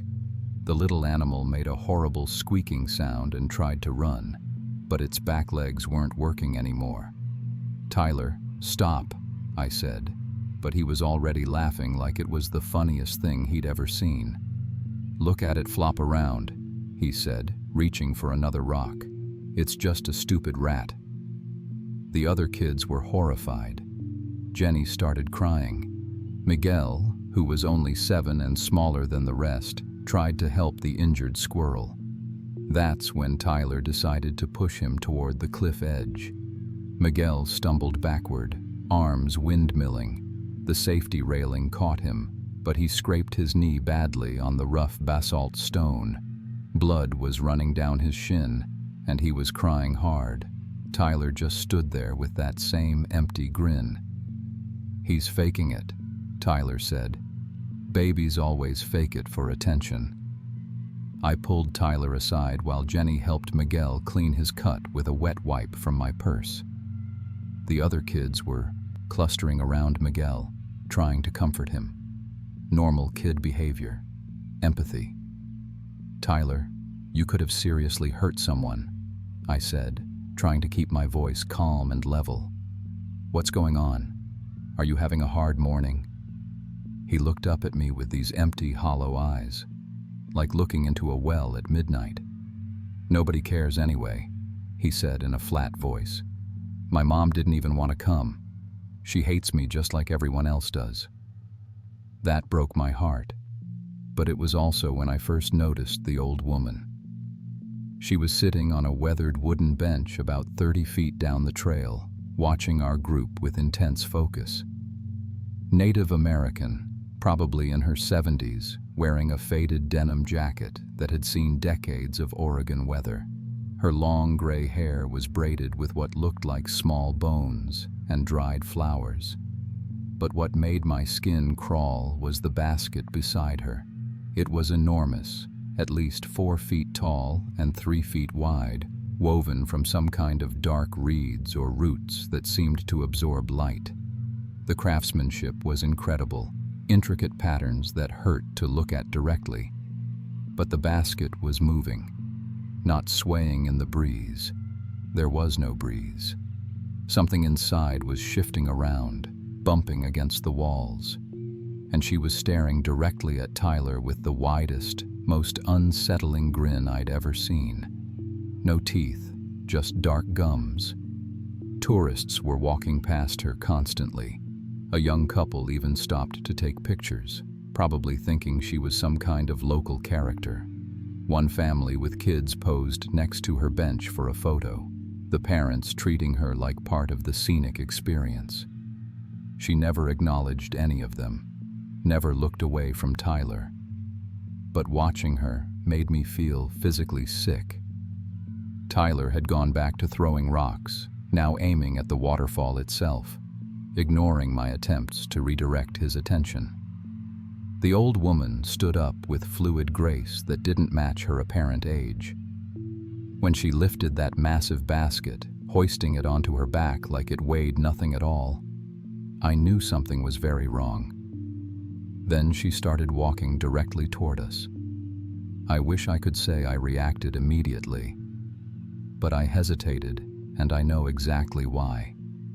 Standing there in my Fred Meyer polo shirt and clearance rack jeans, I felt like exactly what I was. A white woman from the city who didn't understand native culture. What if she was just a harmless elder who wanted to share some local history with the kids? What if my fear was just ignorance and prejudice? That hesitation almost cost Tyler his life. As she got closer, the sounds from inside the basket became clearer. Soft whimpering, like children crying in their sleep. Occasional scratching, like fingernails dragging against wood. And underneath it all, a smell that made my stomach turn. Dried meat and old wood, and something else. Something that reminded me of the meat department at work when the power went out overnight. She stopped directly, in front of Tyler, close enough that I could see her weathered hands were stained dark brown around the fingernails. She spoke first in a language that sounded like wind through dead leaves, then switched to accented English. "This one is broken beyond repair," she said, pointing one gnarled finger at Tyler. "You cannot fix him with your white words. I will take him where bad children learn respect." Tyler had stopped throwing rocks mid-motion. He was frozen, staring at the basket with his mouth hanging open, completely motionless except for his eyes. His eyes were darting back and forth like he was watching something move inside that basket. The old woman reached for the woven lid with both hands. I got one glimpse inside before my brain tried to shut down completely. Children's faces, maybe 6 or 7 of them, all different ages and ethnicities. They were alive, their eyes blinked, their chests rose and fell, but their expressions were completely vacant, like someone had scooped out everything that made them human and left empty shells behind. And in the center of the group, wearing a Roosevelt Elementary t-shirt that I recognized from the news coverage, was Jaden Torres, 8 years old. Disappeared from a Portland school playground 2 months earlier during recess. The biggest missing child case in Oregon history. Helicopters, search dogs, FBI involvement, Amber Alerts that woke up half the state. His face had been on every grocery store bulletin board, including mine at Fred Meyer. He was right there in that basket, staring at nothing with glassy, empty eyes. I stepped between the woman and Tyler without thinking, my body moving before my mind caught up. "Get away from him," I said, surprised by how steady my voice sounded when everything inside me was screaming. The other kids were clustering behind me now, including Zoe. She was tugging on my jacket, asking what was wrong, why I looked scared. Normal 8-year-old questions that I couldn't begin to answer. The old woman's grin got wider, showing nothing but dark gums and a tongue that looked too long. "You cannot stop what has always been. For 1,000 years I have walked these forests collecting the children that families throw away. The ones who hurt others. The ones nobody wants to save. I give them to the basket, and the basket teaches what words cannot. A tourist with an expensive phone was filming this whole interaction from about 20 feet away, probably thinking it was some kind of historical reenactment. I screamed at him to call 911, but he just kept recording, treating it like free entertainment. Tyler still couldn't move. He was completely frozen, staring into that basket like he was hypnotized by whatever horror he saw inside. Then the woman slowly turned her head to look at Zoe. "This one hits other children when the mother is not watching," she said in that voice like autumn leaves. "This one screams and breaks things when she cannot have what she wants. This one is also broken." My blood turned to ice water in my veins. Zoe had been suspended twice this school year for hitting classmates when she got angry. The principal had used words like behavioral issues and anger management. My ex-husband had fought for custody, claiming I couldn't handle Zoe's problems, that she needed firmer discipline. The woman was right. By her standards, Zoe qualified as an unteachable child, too. "Choose carefully," the woman said, her voice getting softer and more terrifying. "Give me these 2 broken ones, or I will take all 8 children. Choose now, or I will choose for you." What happened next still doesn't make sense, even 3 months later. The woman moved faster than physics should allow. One moment, she was standing 5 feet away. The next, she was somehow behind me with one ice-cold hand on Zoe's shoulder and the other reaching for Tyler. Her fingers felt like they'd been soaking in glacier water for decades. I grabbed both kids and screamed for everyone to run toward the visitor center. We bolted down the trail, but reality started breaking apart around us. My phone said 11:02 a.m., but the sun looked like it was setting, casting long orange shadows through the trees. Other tourists were moving like they were underwater, their voices distorted and echoing strangely. A family walking toward us seemed to flicker in and out of existence. We ran 200 yards, but somehow the visitor center looked farther away than when we started. The paved trail was looping back on itself in impossible ways, and the forest around us was getting darker despite what should have been bright morning sunshine. Behind us, I could hear the basket children singing. A lullaby in that same leaf whisper language, but somehow I understood every word. It was about children who forgot their place, who caused pain without thinking, who needed to learn through suffering that some behaviors have permanent consequences. When we finally reached the visitor center, I pounded on the glass door with both fists. A park ranger inside waved at us, confused. The door was clearly unlocked. The open sign was lit up, but the door wouldn't budge no matter how hard I pushed. It was like trying to move a mountain. Then the basket woman walked straight through the solid wood wall like it was made of mist. I shoved all 8 kids into the women's bathroom, the only door with a lock that actually clicked.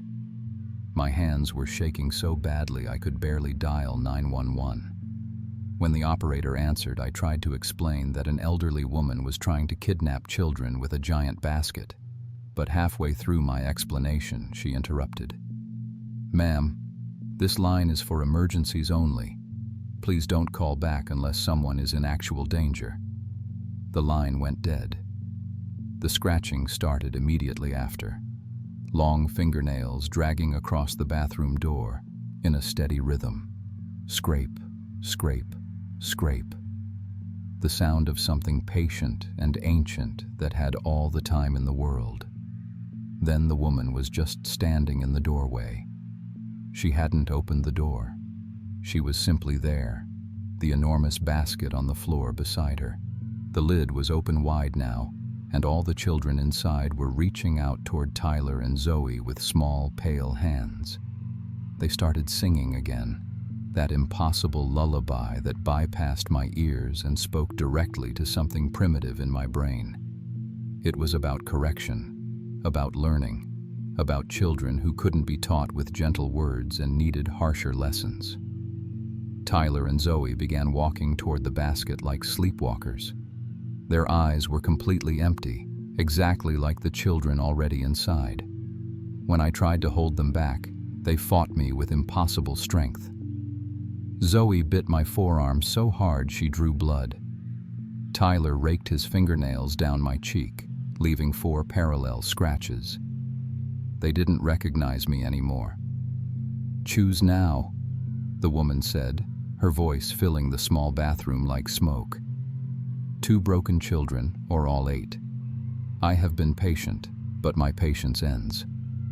I broke the bathroom window with the metal trash can, the glass exploding outward in a shower that sparkled like stars. The smaller kids fit through easily, but Tyler and Zoe were bigger, harder to squeeze through the narrow opening. I was pushing Zoe through feet first when Tyler suddenly stopped fighting. He turned to look at me with his own eyes again, perfectly calm and eerily mature. "It's okay, Mrs. Brennan," he said in a voice too old for his 9-year-old body. "Everyone knows what I am. My mom knows. The teachers know. Even I know." He walked into the basket on his own, climbing over the woven edge like he was getting into bed. I lunged forward to grab him, but the lid was already closing with a sound like a coffin being sealed.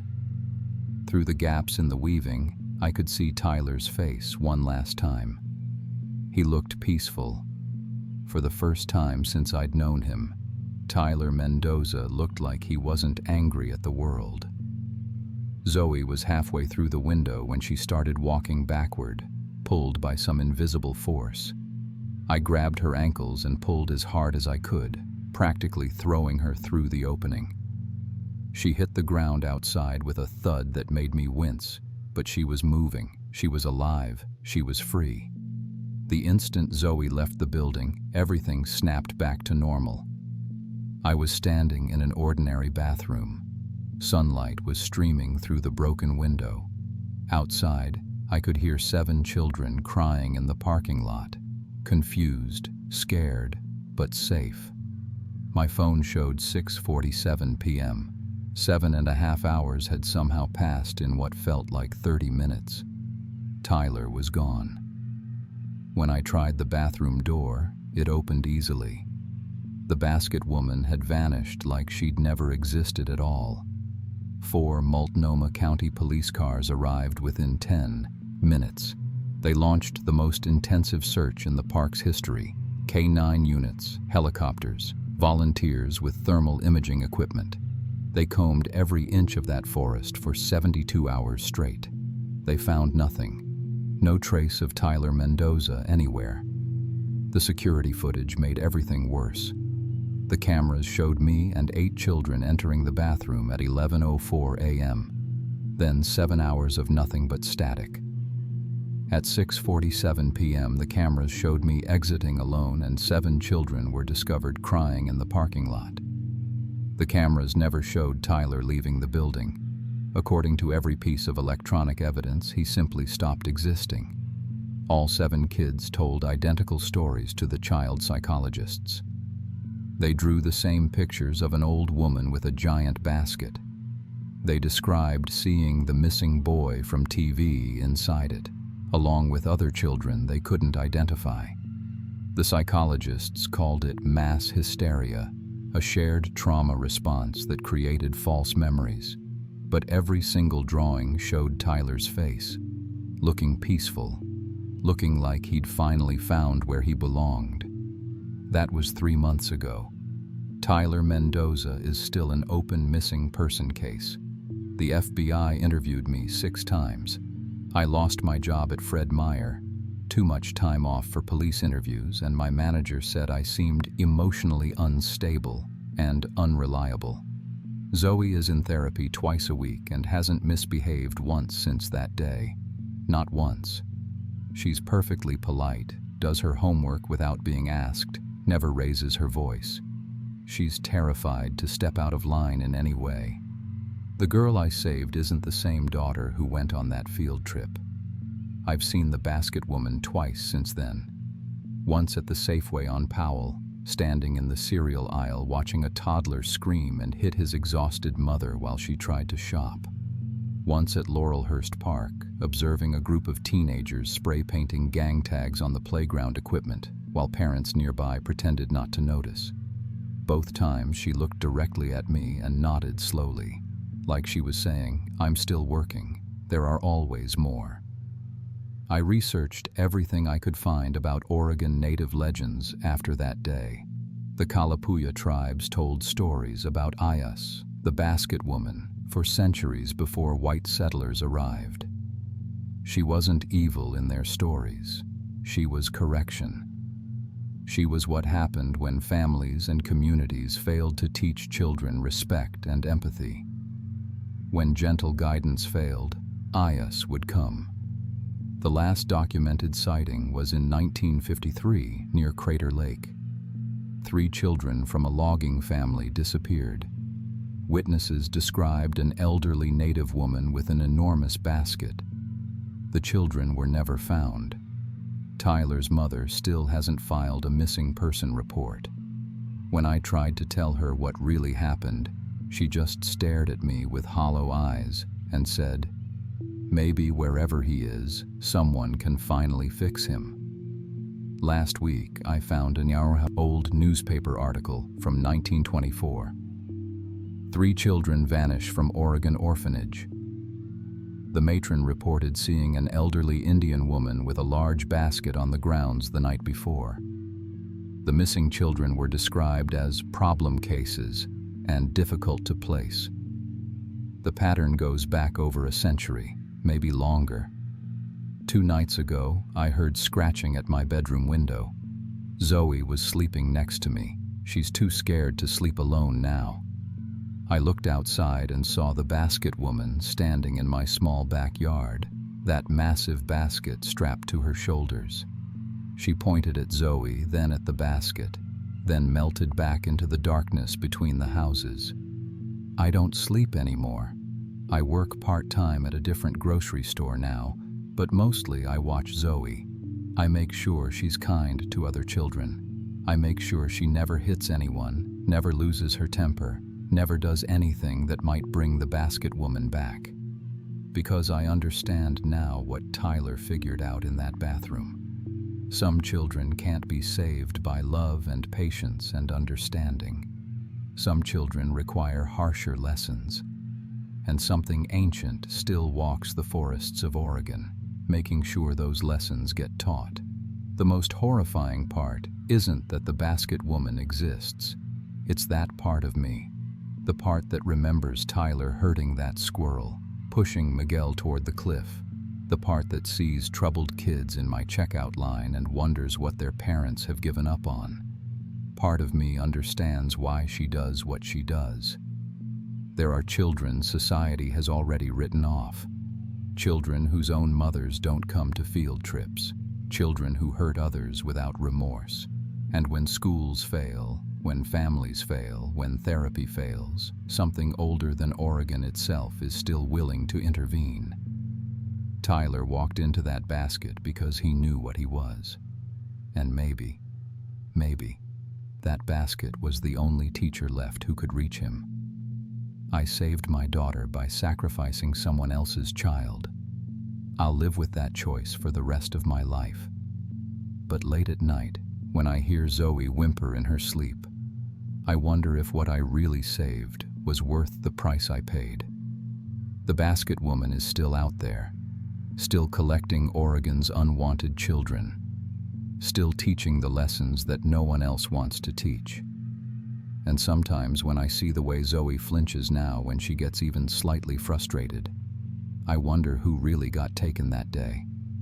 Because the daughter sleeping next to me isn't the same girl who went to Multnomah Falls. That girl is gone forever, replaced by someone who's learned to be good through terror instead of love. Maybe that's the real horror of the basket woman. She doesn't just take the broken children, she breaks the ones she leaves behind.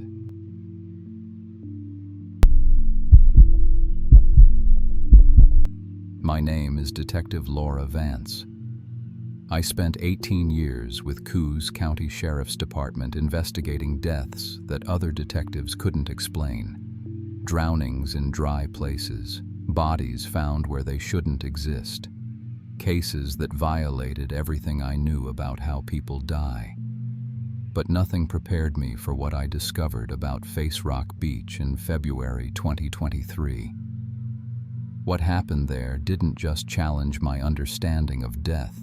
It forced me to confront the truth about my own daughter's drowning 8 years earlier, and the ancient Coquille legend that my ex-wife tried to warn me about before our marriage fell apart. This is the true story of Princess Iwana's curse, the ocean demon Sayatka, and how a mother's guilt became the key to stopping a supernatural killing cycle that has claimed lives for over 50 years. The call came at 5:43 a.m. on February 14th. Marcus Holland, 39 years old, found dead in room 237 of the Bandon Beach Motel. Apparent drowning. The responding officer's voice was shaky when he called it in. "Detective Vance, you need to see this. The bathroom is completely dry, but this guy drowned. His lungs are full of salt water." I'd worked these impossible cases before. That's why they called me. In 18 years of law enforcement, I'd seen 7 cases of people drowning in places with no water. Each time, the victim had visited Face Rock within 48 hours of death. Face Rock is Oregon's most photographed natural landmark, a massive stone formation rising from the Pacific, shaped like a woman's face in profile. Every year, tens of thousands of tourists stop at the scenic viewpoint to take pictures. Most leave with pretty photos and sunburn. Some don't leave at all. I arrived at the motel at 6:15 a.m. Marcus Holland lay on the bathroom floor, fully clothed, surrounded by dry tile. No puddles, no wet towels. The shower hadn't been used. I could tell from the soap scum patterns and dust on the faucet handles. But Marcus's clothing was soaked with salt water, and his lungs contained 3 liters of ocean water that shouldn't exist. His wife Sarah was sedated in the lobby, repeating the same phrase over and over. He just wanted a picture of the rock. Just one picture for his mother. Marcus's phone was still in his pocket. I scrolled through his photos from the previous day. Dozens of shots of Face Rock from every angle. But something was wrong with the last photo, taken at 4:17 p.m. yesterday. The rock formation's mouth was wide open, screaming. I've lived on the Oregon coast my entire life. I've seen Face Rock thousands of times in every weather condition. The mouth is always a subtle indentation, barely noticeable unless you're looking for it. It doesn't change expression. Rock doesn't work that way. But Marcus's photo showed the stone mouth gaping open in what looked like anguish or terror. I drove straight to the beach to compare the photo with reality. The actual rock formation showed its normal, peaceful expression, lips slightly parted, as if the stone princess were sleeping. I took my own photos with the same phone settings Marcus had used. Every shot showed the calm, familiar face I'd known since childhood. Standing there on the sand, staring at that ancient stone formation, I felt something cold settle in my stomach, because I'd seen a screaming Face Rock before, 8 years ago, in my daughter's photos, the day before she drowned. Maya's death destroyed my marriage. My ex-wife Jennifer blamed me for working too much, for not watching our daughter closely enough during our family beach trip. I blamed Jennifer for drinking too much that weekend, for falling asleep on the beach while our 16-year-old was swimming alone. The official report called it accidental drowning. Maya was found in 3 feet of water, but the autopsy showed her lungs contained salt water from 800-foot depth, water that couldn't exist where she drowned. The Coast Guard called it an impossible finding and ruled it an anomaly in their report. I never questioned it. I wanted the case closed. I wanted to stop thinking about the day I lost everything. But sitting in my patrol car outside the Face Rock parking area, I opened the evidence file I'd kept hidden in my home office for 8 years. Maya's cell phone was still in the plastic bag, along with her clothes and jewelry. I'd never been able to throw it away. I turned on the phone and navigated to her photos from August 15, 2015, the day before she died. 17 pictures of Face Rock, taken during our family vacation. The first 16 showed the normal, peaceful stone face. The 17th photo, taken at 6:23 p.m., showed Face Rock's mouth wide open in a silent scream, identical to Marcus Holland's photo. Maya drowned 12 hours later. I spent the next 3 days buried in case files, searching for similar patterns. What I found changed everything I thought I knew about my job, my daughter's death, and the true danger hidden in Oregon's most beloved natural landmark. Since 1970, 47 tourists had drowned at Face Rock Beach under impossible circumstances. All had taken photos of the rock formation within 48 hours of death. All were ruled accidental drownings despite evidence that violated basic physics. More disturbing was the timeline pattern. The deaths didn't occur randomly. They came in clusters. 5 to 8 deaths within a few months, then nothing for years, then another cluster, like something was feeding in cycles. Marcus Holland was the third death since September 2022. According to the pattern, we were entering another active cycle. I needed answers that official reports couldn't provide. I needed to call someone I hadn't spoken to in 6 years. Jennifer answered on the 4th ring. Laura. Her voice carried 6 years of unresolved anger. I need to ask you about Face Rock, I said. About the Coquille legends your grandmother used to tell. Long silence. Which drowning case are you working on now? How did you? Because you only call me when someone dies at that beach in a way that doesn't make sense to your detective brain. Let me guess. Tourist, took photos of the rock, drowned somewhere with no water? I felt that familiar knot in my stomach. Jennifer, I found Maya's photos from that day. Her last picture shows the rock with its mouth open, screaming, the same expression that Marcus Holland photographed before he died. Another silence, longer this time. When Jennifer spoke again, her voice was different, scared. You need to come to the reservation, tonight. And Laura, bring Maya's phone. My grandmother needs to see those photos. Jennifer lived on the Coquille River Reservation with her new family. Her grandmother, Agnes Whitefeather, was 93 years old and one of the last fluent speakers of the Coquille language. She'd been trying to warn people about Face Rock for decades, but the tribal council had stopped her from speaking publicly about it after tourism complaints. Agnes examined Maya's photos on an old laptop, speaking rapidly in Coquille while Jennifer translated. She says the screaming face means Siatka is waking up, Jennifer said. That's the ocean demon imprisoned beneath Face Rock. According to our legends, Princess Iwana sacrificed herself thousands of years ago to trap Siatka under the stone. But the prison isn't permanent. Agnes continued speaking, pointing at Maya's photo and then at Marcus's. Every person who touches Face Rock weakens Iwana's seal, Jennifer translated. The demon can influence people to take photos when the seal is nearly broken, making the rock appear to scream. It's a warning.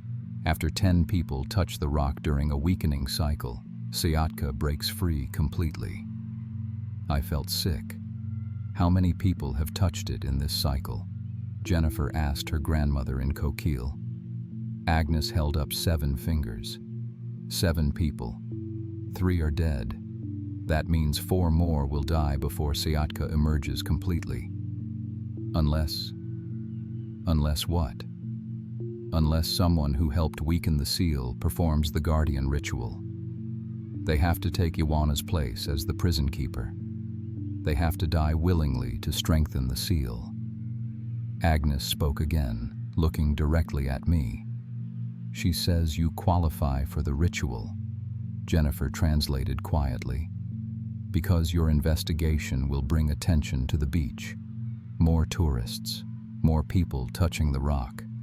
And because your daughter was killed by Siatka. The demon is connected to your bloodline now. I stared at this 93-year-old woman who was calmly explaining that I was destined to drown myself to stop an ancient monster. There has to be another way. Agnes shook her head and spoke one word. Wa Nashi. Guardian's death, Jennifer whispered. It's the only way to reset the seal. Spent that night researching the historical drowning patterns, looking for any case where the cycle was broken without reaching 10 deaths. I found none. Every cluster ended with exactly 10 victims, followed by years of safety, then another cluster beginning. The pattern was perfect, mechanical, supernatural. At 3:17 a.m., my phone rang. Another drowning. Rachel Kim, 28, found dead in her car in a McDonald's parking lot 40 miles inland. Her car was dry, doors locked from the inside, but she'd drowned in salt water. Her phone contained 17 photos of face rock, taken the previous afternoon. That made 4 deaths. 6 more people would die unless I acted. I drove to Face Rock at dawn, trying to understand how the ritual was supposed to work. The beach was empty except for a few early joggers who ignored the massive stone formation rising from the waves. Face Rock stood about 80 feet offshore, accessible only at the lowest tides. According to Jennifer's translation of her grandmother's instructions, the guardian ritual required the chosen person to wade out to the rock during high tide and maintain physical contact until drowning was complete. The dying person's life force would strengthen Ioana's seal, preventing Siatka's escape for another generation. I was measuring the distance to the rock when my phone rang. It was my chief. Vance, we've got a media situation. Some blogger posted about the Face Rock curse and it's gone viral on social media. We've got news vans heading to Bandon and thousands of people driving down from Portland wanting to see the cursed beach. My blood turned to ice. My investigation had made everything worse. By documenting the pattern and asking questions, I'd created exactly the kind of attention that would bring more tourists to touch the rock. I'd accelerated the timeline myself. By noon, Face Rock Beach was packed with tourists, families taking selfies, teenagers filming TikTok videos, hundreds of people waiting out at low tide to touch the famous rock formation and pose for photos. Every touch weakened Ioana's seal further. I called Jennifer from my patrol car, watching the circus unfold. It's happening faster now. All these people touching the rock. How does that affect the timeline? Agnes says the seal is breaking exponentially now. Instead of 10 people over months, it might be 10 people over days, maybe hours. As if summoned by her words, my radio crackled. All units, we have a drowning at Brookings Harbor. Victim found dead in a public restroom, apparent saltwater drowning. 5th death. Daniel Morrison, 34, had driven down from Portland that morning specifically to see the cursed beach. His Instagram account showed him posing with Face Rock at 11:45 a.m. He died in a men's restroom stall at 12:30 p.m., 45 minutes later, and 3 miles inland. By evening, the beach was still crowded. Local news crews interviewing tourists. Social media influencers live streaming from the rock formation. Kids daring each other to swim out and touch the cursed stone. Agnes Whitefeather arrived at the beach at sunset, supported by Jennifer and 2 other tribal elders.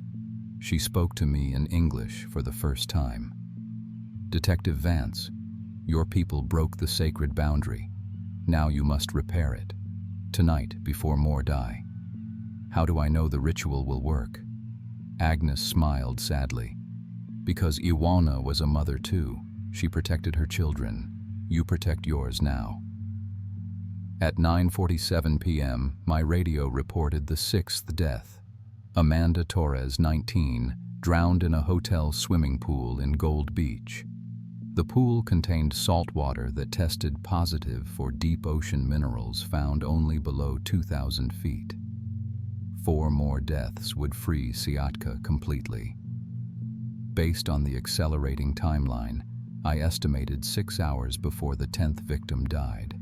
I had until dawn to perform the guardian ritual. I spent my last night writing letters. One to my chief, explaining the true nature of the Face Rock deaths and requesting that Detective Morris continue monitoring the beach for future supernatural activity. One to my sister, asking her to care for my affairs and donate my belongings to charity. The hardest letter was to Maya. I wrote about the 8 years of guilt I'd carried, believing I'd failed to protect her. About the marriage that ended because neither Jennifer nor I could accept that our daughter had died for reasons beyond our control. About how I'd spent 8 years trying to solve impossible cases because I couldn't solve the one that mattered most. I wrote that I finally understood what really happened to her, and that I was going to make sure it never happened to anyone else's child. At 4:30 a.m., I met Jennifer and Agnes at Face Rock Beach. The tribal elders had performed a protection ceremony, creating a circle of burning sage and cedar around the shoreline. Agnes gave me specific instructions for the ritual. I had to wade out to Face Rock during high tide and maintain skin contact with the stone until my death was complete. My life force would merge with Iwana's spirit, creating a stronger seal that would hold for generations. The most important part, I had to choose death willingly. If I struggled or tried to save myself, the ritual would fail and Siatka would emerge anyway. Agnes painted traditional symbols on my forehead with red ochre. Jennifer hugged me goodbye, whispering an apology for all the years of anger between us. "Tell Maya I kept my promise," I said. I became the hero she thought I was. At 5:15 a.m., I waded into the Pacific Ocean wearing civilian clothes. The water was 54 degrees and pitch black under the starless sky. High tide meant Face Rock was surrounded by 8 feet of churning seawater. The swim to the rock took 12 minutes, fighting the current, dodging submerged obstacles, struggling against waves that wanted to push me back to shore. By the time I reached Face Rock, I was exhausted and numb from the cold. I placed both hands flat against the stone surface and immediately felt something impossible, warmth radiating from the rock, as if something alive lived inside it. That's when Face Rock began to change. The stone features shifted beneath my palms. Princess Iwana's carved face became 3-dimensional, moving like living flesh. She opened eyes that glowed with soft blue light and spoke without moving her lips, her voice echoing inside my head. "Thank you for coming, Guardian. I have been alone for so long." "How long have you been here?" "Time moves differently in the stone prison. I have felt every death, every tourist who touched our rock and weakened my strength. I have tried to warn them through photographs, but fear only makes them curious." Beneath us, the ocean began to churn violently. Something massive was rising from the seafloor, angry at being denied its full emergence. "Siatka knows you are here. He will try to stop the ritual. You must hold on until the binding is complete, no matter what he shows you." The water around Face Rock turned black as ink.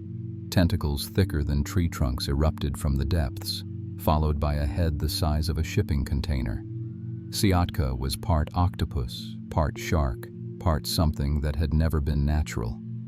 Dozens of human arms and faces protruded from his body, the absorbed souls of everyone he'd killed over the centuries. I saw Maya's face among them, her eyes wide with terror, her mouth moving soundlessly. "It is not her," Ioana warned. "He uses the forms of loved ones to break your resolve." Siatka wrapped tentacles around my waist and legs, trying to pull me away from the rock. I held on, feeling my fingers slip on the wet stone. The demon spoke with Maya's voice. "Mom, let go. It hurts, please stop. Please don't leave me here." Every maternal instinct screamed at me to let go, to save my daughter from this monster. But I remembered Agnes Whitefeather's warning. Siatka would use my love against me.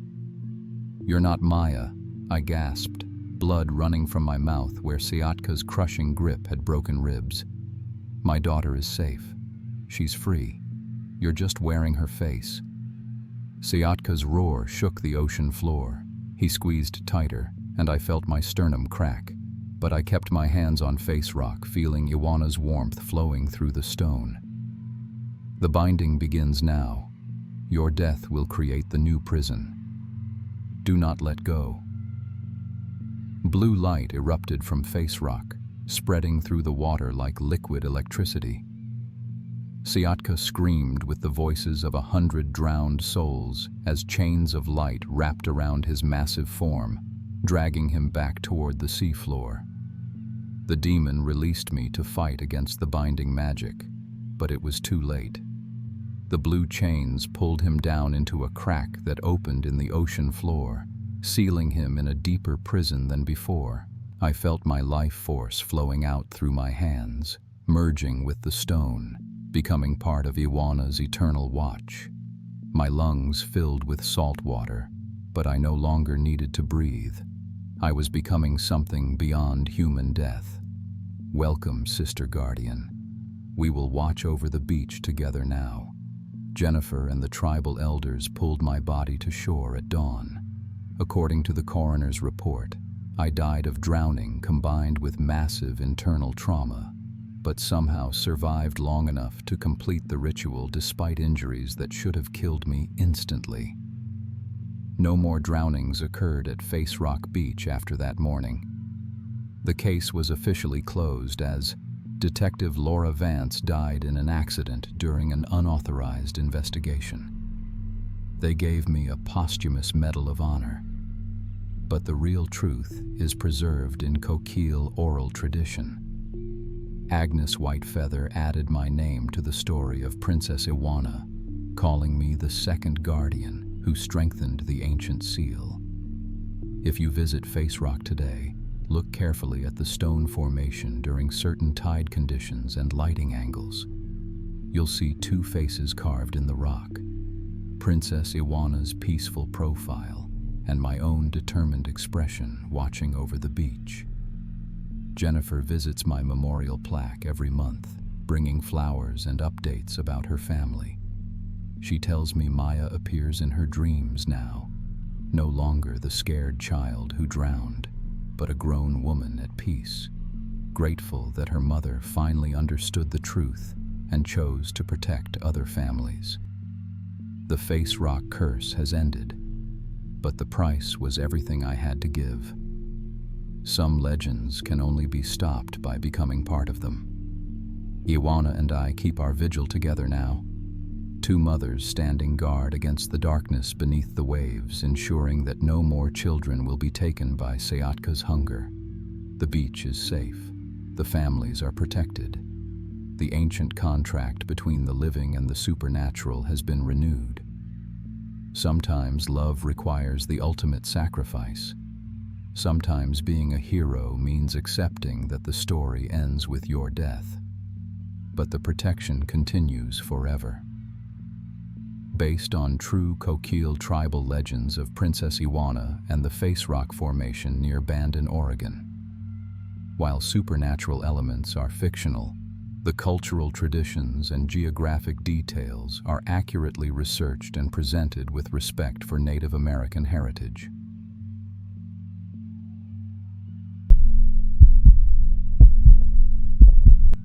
My name is Dr. Rachel Ortiz, and I've been a marine biologist for 9 years. I specialize in invasive aquatic species, the kind of fish and creatures that show up where they don't belong and destroy entire ecosystems. I've tracked Burmese pythons through Florida swamplands, netted zebra mussels from Lake Superior, and documented lionfish invasions across the Caribbean. I thought there wasn't a water-based mystery I couldn't solve with science and determination. But what I discovered at Wallowa Lake in August 2023 wasn't an invasive species at all. It was something that had been waiting in those dark waters since before my ancestors ever set foot in Oregon. Something the Nez Perce have known about for over 1,000 years. Something they call Walichu, the water devil that feeds on the living. This is that story.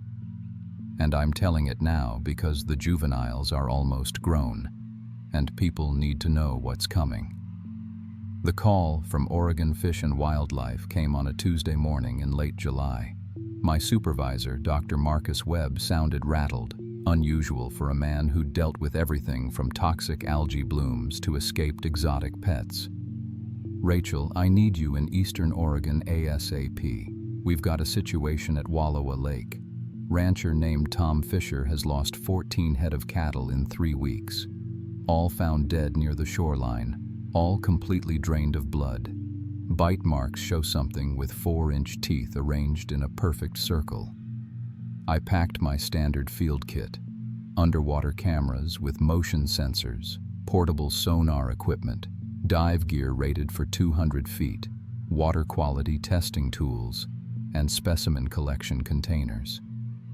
The 6-hour drive through the Cascade Mountains gave me time to review what little I knew about Wallowa Lake. At 283 feet deep, it's Oregon's deepest natural lake, formed by glacial activity over 10,000 years ago. The water stays cold year-round due to underground springs, and local Nez Perce legends claimed it was bottomless. Tom Fisher met me at his ranch house overlooking the lake. He was a third-generation cattle rancher, weathered hands telling the story of 40 years working this land. His property stretched right down to the shoreline, where his Angus cattle had grazed safely for decades. "Lost another one last night," he said, leading me down to the water's edge. 1,200-pound bull named Kaiser, meanest animal I ever owned. Found him this morning, 30 feet into the lake. The drag marks in the soft earth were unlike anything I'd encountered. Deep gouges where something incredibly powerful had pulled a massive animal toward the water. But these weren't claw marks. They were smooth, like something had wrapped around the bull and dragged it. "Mr. Fisher, what kind of predators do you normally deal with out here?" "Mountain lions, black bears occasionally, but nothing that could take down Kaiser. That bull once charged my F-150 and dented the bumper." I examined the carcass they'd managed to winch back to shore using Tom's tractor. The bite pattern was perfectly circular, about 18 inches across, with puncture wounds showing teeth roughly 4 inches long. But what concerned me most was the blood, or lack thereof. The wounds hadn't clotted properly. Whatever had bitten this animal produced some kind of anticoagulant that prevented normal blood coagulation. "Dr. Ortiz," Tom called from near his truck, "I want you to meet Joseph Red Thunder. His family's worked this land longer than mine has owned it." Joseph was Nez Perce, probably in his early 60s, with silver hair braided down his back and eyes that seemed to see more than they revealed. He'd been watching me examine the carcass with obvious concern. "You're a scientist," Joseph said. It wasn't a question. "Marine biologist. I study aquatic invasive species." Joseph looked out at the lake, then back at me. "My great-grandfather told me stories about Wallowa Lake. His great-grandfather told him. Stories that go back 30 generations. We call it Walichu. the water devil that sleeps in the deep caves and wakes every 30 years to feed. I nodded politely. Mr. Red Thunder, every deep lake has monster legends, but I need to find the actual creature responsible for these cattle deaths. Any ideas what it might actually be? Joseph's expression grew serious. Dr. Ortiz, my people have documented every breeding cycle for over 1,000 years. 1993, 1963, 1933, 1903, going back 30 generations. Every time people disappear, animals die, then it sleeps again for 30 years. He paused. 2023 is a breeding year. The Walichu is awake and it's hungry.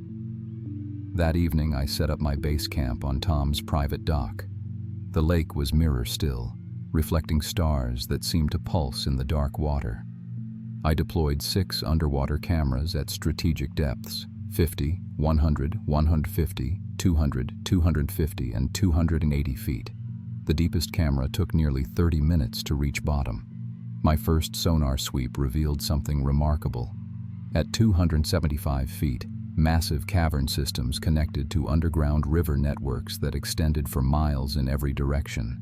These submerged caves could explain how an unusual species might have accessed what appeared to be a completely landlocked lake. The initial footage from my cameras came back around 2 a.m. The 150-foot camera had captured something swimming past. A serpentine body easily 20 feet long with 6 paddle-like appendages along its sides.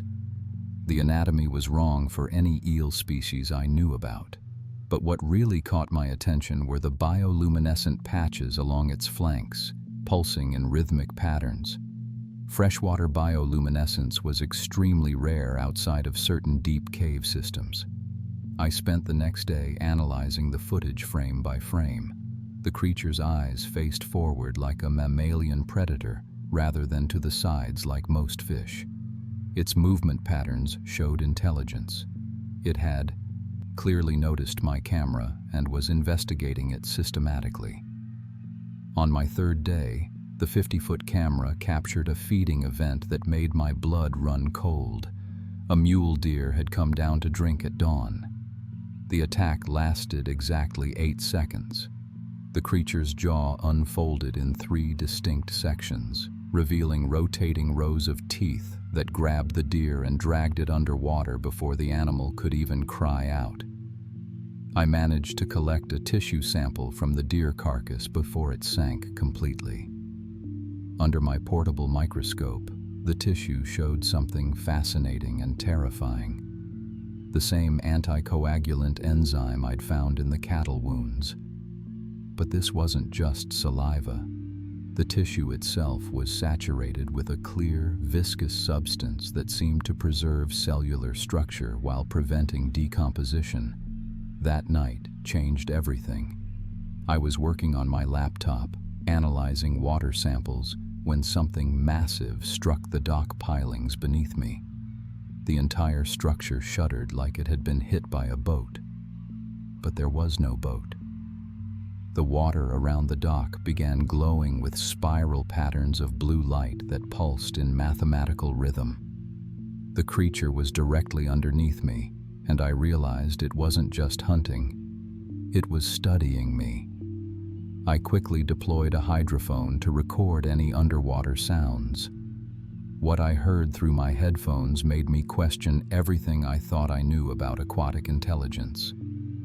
Complex clicking patterns, like cetacean communication, but with mathematical precision that suggested language rather than simple echolocation.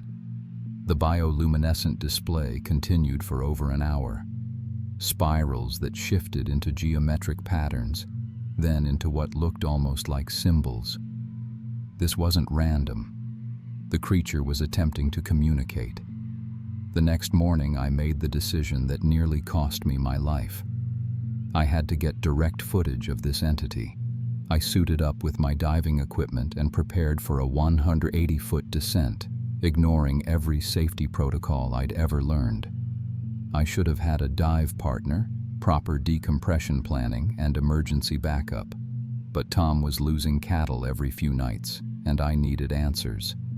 The descent through Wallowa Lake's thermoclines was like traveling through different worlds. At 130 feet, the water temperature dropped from 58° Fahr to 38° Fahr in just 10 feet. Visibility diminished to less than 5 feet, but I continued down following my depth gauge. At 170 feet, I found it, the entrance to an underwater cave system large enough to accommodate a freight train. The walls showed scrape marks from something repeatedly entering and exiting, grooves worn smooth by decades or centuries of use. Inside the cave, my high-powered LED lights revealed a scene from a nightmare. The floor was carpeted with bones, cattle skulls, deer antlers, elk rib cages, and scattered throughout human skulls. I counted at least 20 human remains of various ages. Some bones were yellowed with age, others looked disturbingly recent. But then I saw something that nearly made me drop my regulator in shock. In a side chamber deeper in the cave, there was a living human being. He was a man, probably in his early 40s, suspended in some kind of clear, gel-like substance that covered his entire body. He couldn't move his limbs, but his eyes tracked my movement. He was conscious, alert, aware, paralyzed but completely cognizant of his situation. I swam closer and recognized the same viscous secretion I'd found on the deer tissue. This creature wasn't just killing its prey. It was preserving them alive using some kind of biological anesthetic that paralyzed motor function while maintaining consciousness. Fresh meat that stayed fresh because it was still technically alive. Water movement behind me indicated something large entering the cave. I turned and saw the Walichu in its full, impossible glory. 24 feet of serpentine muscle with a body like a massive eel, but equipped with 6 powerful flippers and a head that defied classification. Its face combined eel-like features with something almost human, intelligent eyes that fixed on me with obvious recognition, and what I can only describe as curiosity. I watched in frozen horror as it approached the paralyzed man. Its jaw began to unfold in 3 sections like some biomechanical mechanism, revealing multiple rows of rotating teeth that moved independently of each other.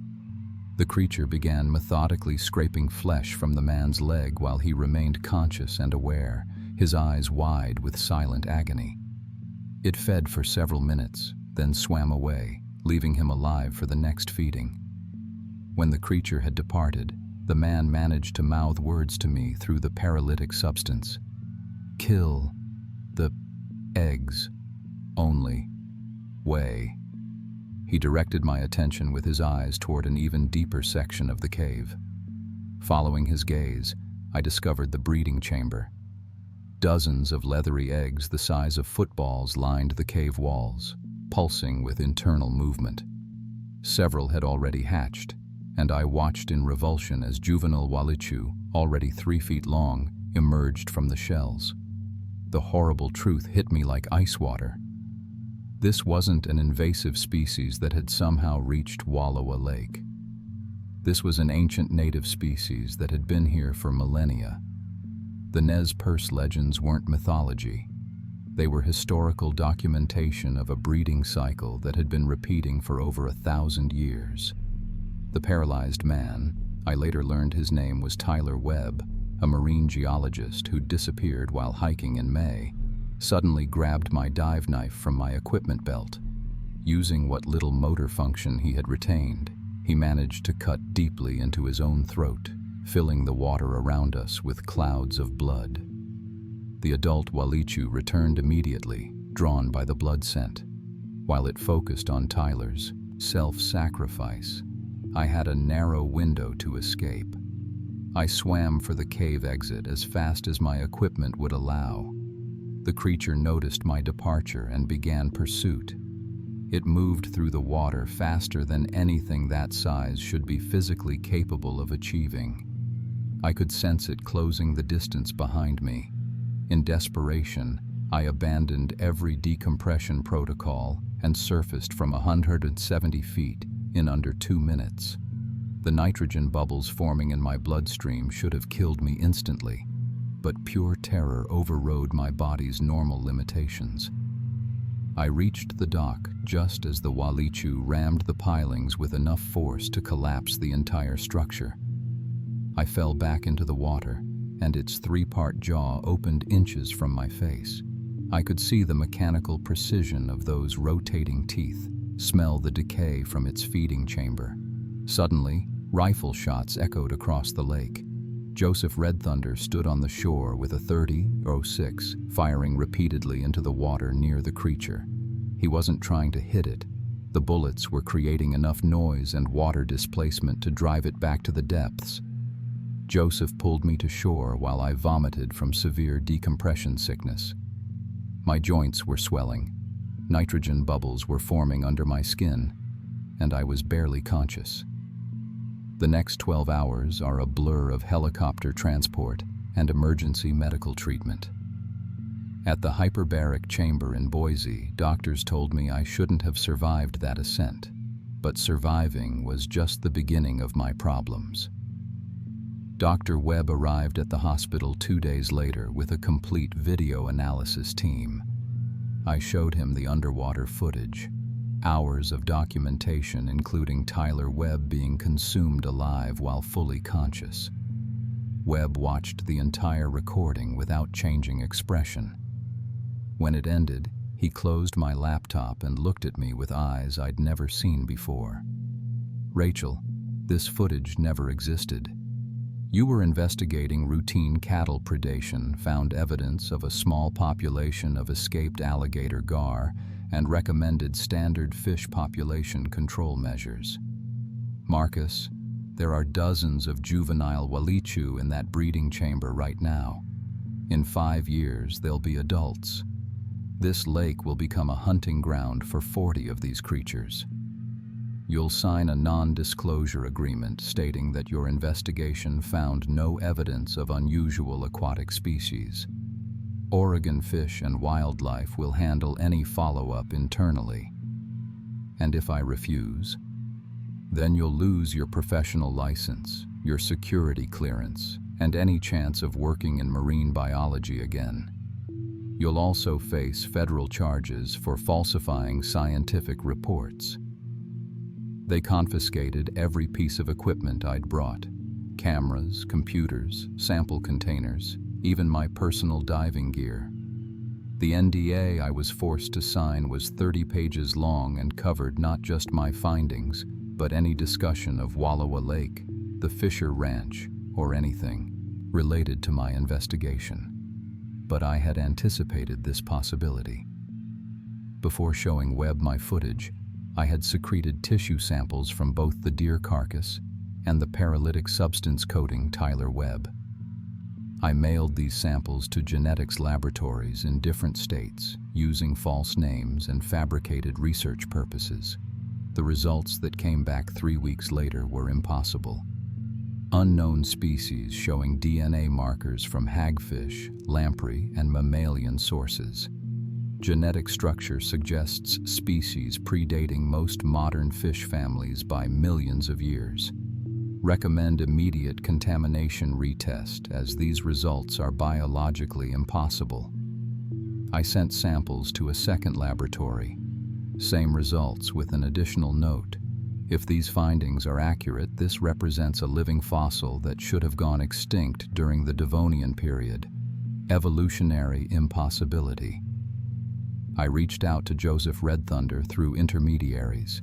We met secretly at a diner in La Grande, where he shared the complete Nez Perce oral history of the Walichu. "My people have kept records for 30 generations," Joseph explained. "The breeding cycle is precise. Every 30 years, always. 1993 was the last time. 6 people disappeared that summer. 1963 before that, 8 missing. 1933, 12 vanished. The pattern goes back to the 1700s in our written records, much further in oral tradition. Why every 30 years? The young ones take that long to mature. When they're ready to breed, They hunt aggressively to build up fat reserves. After mating, the adults go into deep hibernation in the cave systems. The juveniles scatter to other lakes through underground rivers until their time comes.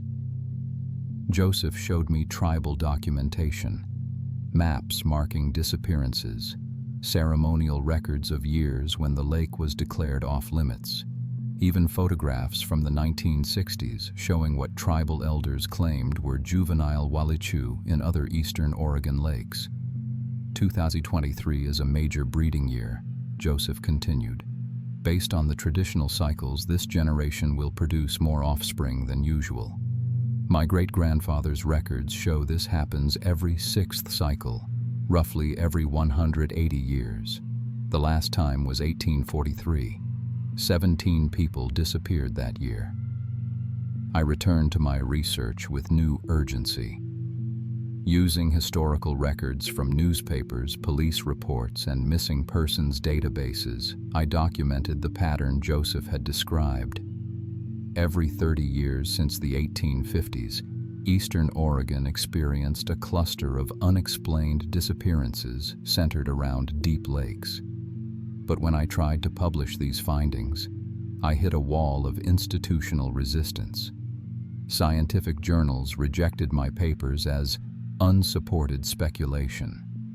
The Oregon Historical Society refused to include my research in their archives. Even cryptozoology publications dismissed my work as obvious hoax material. My professional reputation disintegrated rapidly. Oregon Fish and Wildlife terminated my consulting contracts. Universities where I had applied for research positions suddenly found reasons to reject my applications. Word had spread through the marine biology community that Dr. Rachel Ortiz had suffered some kind of breakdown and was no longer reliable. So I made a decision that saved my sanity and possibly my life. I moved to Wallowa Lake permanently. I found work at Fisher's Corner Store, the only gas station and supply shop serving the lake area. Tom Fisher had quietly put in a good word for me, understanding that I was the only person who truly knew what had killed his cattle. The job provided basic income and perfect cover for maintaining surveillance of the lake. Over the next 8 months, I documented everything. 4 tourists disappeared while swimming in the lake during peak summer season. All were ruled drowning accidents despite the fact that 3 were experienced swimmers and 1 was a former Navy SEAL. No bodies were ever recovered. I maintained hidden camera stations around the lake perimeter and collected tissue samples whenever I found partially consumed animal carcasses. The evidence was overwhelming. Juvenile walichu were actively hunting in progressively shallower water as they grew larger and more confident. By December 2023, I had identified at least 15 distinct individuals ranging from 4 feet to 8 feet in length. They were growing rapidly and becoming increasingly bold in their hunting behavior. The breaking point came on New Year's Eve. A family from Portland, the Kowalskis, had rented a cabin on the lake for winter vacation. Their 12-year-old daughter Emma was playing on the frozen shoreline when the ice gave way near a natural spring that kept one section from freezing completely. I was working late inventory at the store when I heard the screaming. By the time I reached the lake, Emma's parents were frantically pointing at the water where she had disappeared. The father, David Kowalski, was preparing to dive in after his daughter. I tackled him before he could enter the water. "You can't go in there," I shouted over their panic. "That's not a drowning." Through the clear winter water, we could all see what was happening 15 feet below the surface. A juvenile walichu, now nearly 10 feet long, had Emma wrapped in its coils. But she wasn't being killed. She was being paralyzed and transported toward the deeper sections of the lake. David Kowalski broke free from my grip and dove into the water before I could stop him. I watched helplessly as a second, larger juvenile approached from below. This one had to be at least 12 feet long. The attack was swift and precise. The larger Walichu's three-part jaw unfolded and clamped down on David's torso. Within seconds, he was being dragged toward the cave system, leaving a trail of blood that quickly dispersed in the current. Emma's mother, Sarah, was beyond hysteria. Called 911, but I knew search and rescue would find nothing. The lake was too deep, the cave system too vast, and the Walichu too intelligent to leave evidence. When emergency responders arrived, I stuck to the official story. Tragic accident, thin ice, 2 drowning victims. The dive recovery team spent 3 days searching and found nothing. David and Emma Kowalski became statistics in the growing list of Wallowa Lake drowning victims. But I had captured everything on my hidden cameras. The footage showed not just the attack, but the aftermath. Both David and Emma had been taken to the feeding chambers alive. The paralytic coating would keep them conscious but immobile for weeks or months while they were slowly consumed. That night, I made copies of everything. 24 months of video evidence, tissue samples, genetic analysis reports, historical documentation, and Joseph Red Thunder's tribal records. I distributed these copies to secure locations across 3 states. Because the juveniles are almost mature now, and the next breeding cycle is only 5 years away. Today, in March 2024, I've identified over 20 individual Walichu in Wallowa Lake, ranging from 8 feet to 15 feet in length. They're hunting in water as shallow as 30 feet, and their bioluminescent communication patterns have become more complex and frequent. Joseph Red Thunder died last month. Natural causes, but his timing troubles me. Before he passed, he shared one final piece of tribal knowledge that keeps me awake at night. The 180-year cycle isn't just about breeding, he told me. It's about expansion. When the population gets large enough, the young ones don't just scatter to other lakes. They start establishing new colonies. 1843 was when the Walichu first appeared in Crater Lake, Clear Lake, and Diamond Lake. 2023 marks the beginning of the next expansion cycle. I've been monitoring reports from across eastern and central Oregon. Unexplained livestock deaths near Crater Lake, missing swimmers at Clear Lake, strange sonar readings in Diamond Lake that fish and wildlife officials can't explain. The expansion has already begun. I'm telling this story now because the cover-up is starting to fracture. There are too many disappearances, too many questions, too many families demanding real answers. Social media is spreading rumors faster than officials can suppress them. Amateur photographers are capturing images that are harder to dismiss. The truth about the Walichu is going to come out, whether the authorities want it to or not. When it does, I want people to understand that these creatures aren't invaders or anomalies. They're ancient natives of Oregon's waters, and we've been sharing this land with them for thousands of years without realizing it. The Nez Perce knew how to coexist with the Walichu. They understood the cycles, respected the boundaries, and stayed away from deep waters during breeding. Years. But European settlers dismissed indigenous knowledge as superstition, and we've been paying for that arrogance ever since. Now, as I write this in my small apartment above Fisher's Corner store, I can see juvenile Walichu hunting in the moonlight, 15-foot shadows moving just beneath the surface, their bioluminescent patches creating patterns that look almost like writing. They know I'm watching.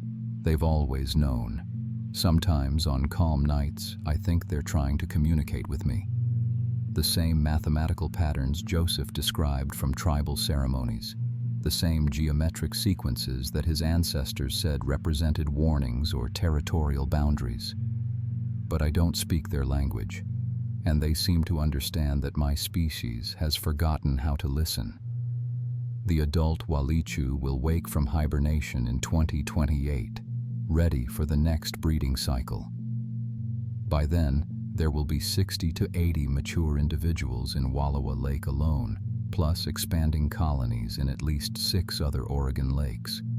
The 2028 breeding cycle will be the largest in recorded history, and unless something changes dramatically in how we acknowledge and prepare for this reality, it's going to be a feeding frenzy that no government agency will be able to hide. I've done everything I can to warn people. I've documented everything, preserved evidence, and built a network of contacts who understand the truth. Now I'm just the woman who works at the gas station by the lake where monsters live. But I'm still watching, still documenting, still preparing. Because the Walichu aren't just Oregon's oldest predators. They're its rightful owners, and they want their territory back.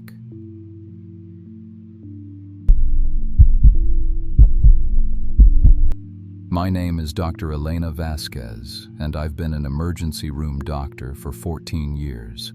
I work at St. Anthony Hospital in Pendleton, Oregon. I thought I'd seen everything: overdoses, car wrecks, domestic violence, farm accidents. But I was wrong. What happened in September 2023 wasn't just a medical emergency. It was the return of something that's been hunting people in eastern Oregon for thousands of years. Something my grandmother warned me about when I was little before I stopped believing in old stories. You see, I'm half Umatilla. My grandmother, Maria Minthorn, used to tell me stories about the Chawit, the crawler. Back then, I thought they were just scary bedtime stories. When I became a doctor, I put away childish fears. I believed in science, in medicine, in things I could prove. I should have listened to her. It started on September 3rd with Brad Collins. His hunting buddies carried him into my ER around 2 a.m., unconscious and burning with fever. Brad was 38 years old, a regular patient I'd treated for minor injuries before. Good guy, coached Little League, worked construction. He was fine 6 hours ago, his friend Kyle said, voice shaking. Just got scratched by a tree branch during our elk hunt up in the Blues. Now look at him. I looked at Brad's arm, 4 parallel scratches, about 3 inches long, but something made my stomach drop. The spacing was too perfect, too deliberate. My grandmother's voice echoed in my memory. The crawler leaves 4 marks, Mija, like fingers, but not human fingers. I pushed the thought away. I'm a doctor. I deal in facts. The wound was infected, red, swollen, hot to the touch. But the infection was wrong. Black lines spread under his skin like dark veins, moving from the scratch toward his heart. And I could watch them move in real time, pulsing like a second heartbeat. Brad's vitals were terrifying. Temperature 104 degrees, heart rate 140, blood pressure crashing. He was going into septic shock from an infection that had started just 6 hours ago. In 14 years of emergency medicine, I'd never seen sepsis progress that fast. I cleaned the wound and found something that made my hands shake. Tiny white threads, about 2 millimeters long, moving independently in the wound like microscopic snakes. When I touched them with forceps, they tried to burrow deeper into Brad's flesh. The crawler plants seeds, Mija. They grow inside you until you're not you anymore. Stop it, Elena. Focus on the patient. I extracted several threads with my forceps and placed them in a specimen cup. They continued writhing, trying to escape, trying to return to Brad's skin. I'd never seen any parasite behave like this. Then Brad started seizing. He vomited black fluid that smelled like rotting earth. His pupils dilated until his eyes were completely black. No iris, no white, just endless dark. And he started speaking. It wasn't English. It wasn't Spanish. It was Sahaptin, my grandmother's language. Words I hadn't heard since I was 10 years old, when she died. Itam Wayanawi, Itam Wayanawi. We are returning, we are returning. My blood went cold. How could Brad know Sahaptin? He was a white construction worker from Pendleton who'd probably never met a native person in his life. I administered lorazepam to stop the seizures. It should have knocked him out immediately. Instead, Brad snapped the leather restraints like they were paper. This man, who I'd treated for a herniated disc last year, who could barely lift 40 pounds at his job, broke hospital restraints designed to hold down psychotic patients. It took 3 security guards to restrain him. And when they pinned him down, Brad looked directly at me and spoke in perfect Sahaptin. Winch payu, ikwiak pinaya shapiawi yayix. The woman knows. Tell her grandfather is waiting. My grandfather had been dead for 23 years. I called for emergency blood work with hands that wouldn't stop shaking. When the results came back, I had to read them 3 times. Brad's blood was full of unknown organisms that were replacing his red blood cells. The replication rate was exponential, doubling every 45 minutes. I'd never seen anything like it. I called the CDC emergency hotline and sent photos of the blood samples and the white threads. They called back within 90 minutes. Dr. Vasquez, the CDC officer said, "You need to isolate this patient immediately. Full quarantine protocol, and under no circumstances allow him to bite anyone." What are you talking about? What kind of infection spreads through bites? This is classified, doctor. Just follow protocol. We're sending a team. But I knew they were lying. They knew exactly what this was. Over the next 6 hours, I watched Brad transform. His skin turned ash gray, like he'd been drained of blood. His eyes stayed completely black. He lost the ability to speak English and only spoke Sahaptin, words that made my grandmother's stories come flooding back. The crawler takes over slowly, Mija. First the blood, then the mind, then the soul. When it's done, the person you knew is gone. Only the hunger remains. When Brad opened his mouth to scream, I saw that his teeth had changed. They were sharper, more pointed, and there was an extra row developing behind his normal teeth, like a shark. At 2 a.m., Brad broke his restraints again. He lunged at Jessica Porter, our night nurse, and bit her arm before security could stop him. When he bit down, I heard Jessica's bone crack. Blood poured from the wound. 4 puncture marks, perfectly spaced. Jessica developed symptoms within an hour. Black veins spreading from the bite. High fever. Seizures that came faster and harder than Brad's. Whatever this parasite was, it was learning, getting stronger with each host. Brad died at 4:17 a.m., 13 hours after infection. I performed an emergency autopsy that violated every protocol I'd ever learned. His body was hollow. Those white threads had consumed his organs from the inside, leaving behind a network of parasitic tissue that pulsed like a second nervous system. His brain was 70% parasite. What was left of his human brain showed signs of systematic replacement. Memories, personality, consciousness, all consumed and replaced by something else. The worst part was that Brad's body kept moving for 3 minutes after death. His eyes tracked my movements. His mouth worked silently, forming Sahaptin words I couldn't understand. The parasites were still trying to control their host, even in death. I burned the specimen samples. The threads shrieked, actually shrieked, as they died. Jessica was quarantined in isolation. Over the next day, I watched her disappear. The woman I'd worked beside for 6 years vanished piece by piece. She stopped recognizing her husband, her children. She spoke only in Sahaptin, always the same phrase. Itam Wayanawi Iwa Taixt. We are returning home. On September 5th, Kyle Morrison came to the ER. He was one of Brad's hunting friends, and he had a scratch on his leg.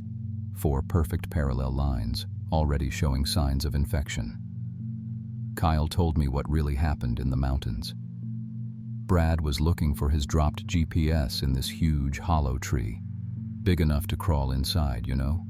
When he pulled his hand out, he had those scratches. Said something grabbed him from inside the tree. We laughed it off. Figured it was just a raccoon or something. He gave me the GPS coordinates. I knew I should call the Forest Service, but something in my grandmother's stories told me that wouldn't help. This wasn't something the government could handle. On September 7th, my day off, I drove up to the Blue Mountains alone. I know it was stupid. I know I should have waited for backup, for hazmat suits, for CDC protocols.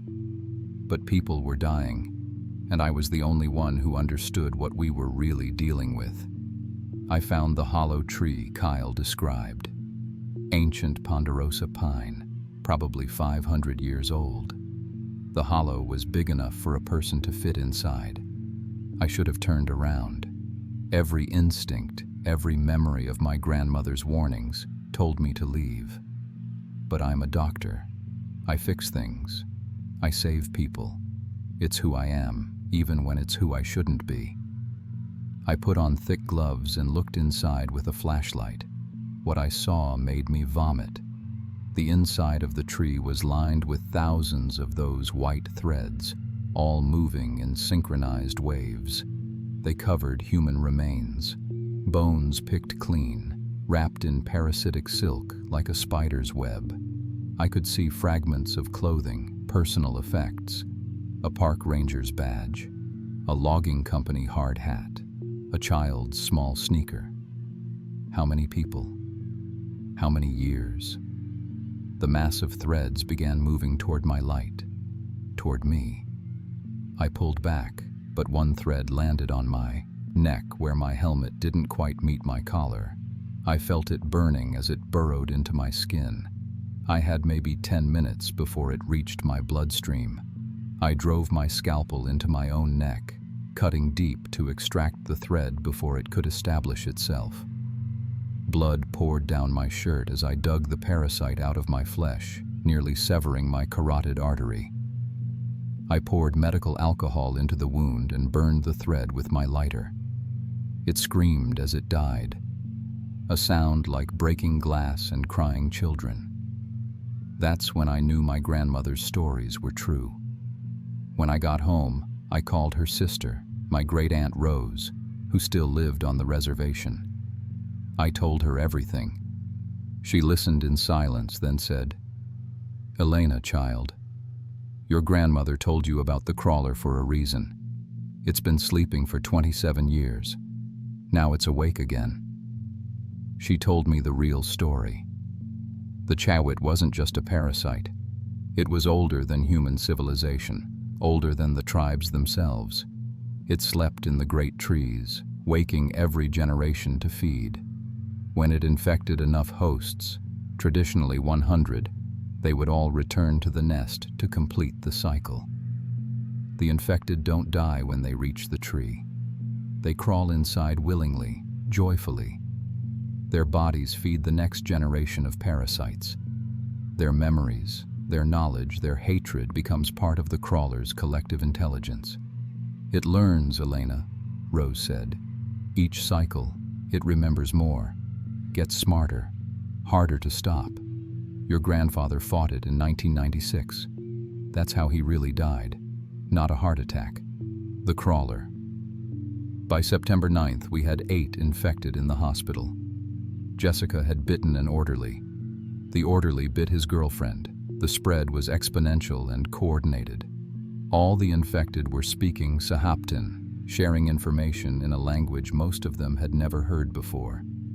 They were planning something. The CDC arrived and took over my ER. They sealed the hospital and told the media we had a gas leak. They wouldn't let me near my own patients. But Dr. Sarah Walsh, the CDC director, recognized my last name. "You're Maria Minthorn's granddaughter," she said. "Your family has history with this organism." That's when I learned the truth. The CDC has been covering up chawit outbreaks for 70 years. They have files dating back to 1953. Every 20 to 30 years, the parasite wakes up. People get infected. The CDC contains the outbreak through quarantine and incineration, then classifies everything. Why don't you just destroy the nests? I demanded. We've tried, Walsh said. In 1996, we burned 14 trees, lost 6 agents. The organism had backup nests, decoy nests. It's been evolving for millennia, Doctor. It knows how to survive. On September 11th, 3 infected patients escaped quarantine simultaneously. It was perfectly coordinated. They disabled security cameras, bypassed electronic locks, moved together like a single organism. Within 48 hours, they'd infected 6 more people through deliberate bites. The infected weren't randomly spreading the parasite. They were recruiting. I realized we were dealing with something far worse than a parasitic infection. This was an invasion. The chawit was using human hosts to establish a foothold, building toward some larger purpose. Rose told me the final piece of tribal knowledge. When 100 hosts return to the nest, the chawit doesn't just reproduce, it transforms, becomes something that can spread beyond the trees, beyond the mountains. Your ancestors called it the Great Crawling, when the parasite would consume entire tribes. As of September 13th, we had 24 infected. If the exponential spread continued, we'd reach 100 within 2 weeks. I convinced Walsh to let me track the infected back to their nests. We tagged 2 escaped patients with GPS and followed them into the mountains. They led us to 3 separate trees within a 5-mile radius, the original nest plus 2 backup sites. But when we prepared to burn them, something went wrong. The infected attacked our teams simultaneously at all 3 locations. They'd been waiting for us. The chawit had used our own tracking strategy against us, drawing us into prepared ambushes. We lost 4 agents before we could deploy the napalm. When the nests finally burned, the screaming was audible for miles, not just from the parasites, but from the infected humans who felt their hive-mind connection severed. All 31 infected patients collapsed simultaneously when the nests died. Most went catatonic. 7 died immediately. The survivors were brain-dead, kept alive only by autonomic functions. Jessica was one of the survivors. I visit her sometimes at the long-term care facility. Her body is alive, but her eyes are empty. Sometimes I think I see recognition there, a flicker of the woman I knew. But then it's gone. The official CDC report called it a contained viral outbreak. The media moved on. Case closed. But in November, Rose called me. Another nest, Elena, north of Baker City, bigger than before. I drove out with Rose and 2 other tribal elders. We found a tree that had been feeding for months. 12 complete skeletons inside, wrapped in parasitic silk. The threads were larger, more organized. This nest showed signs of rapid evolution. I called the CDC. They said they were monitoring the situation. Translation: Baker City wasn't big enough to justify intervention costs. That's when I understood the real horror. The CDC doesn't stop these outbreaks. They manage them. They let small communities get consumed as long as it doesn't threaten major population centers. Rural Oregon is acceptable collateral damage. Rose and I have been working together ever since, documenting nests, warning people, trying to save lives without government support. We've found 17 active nests across eastern Oregon.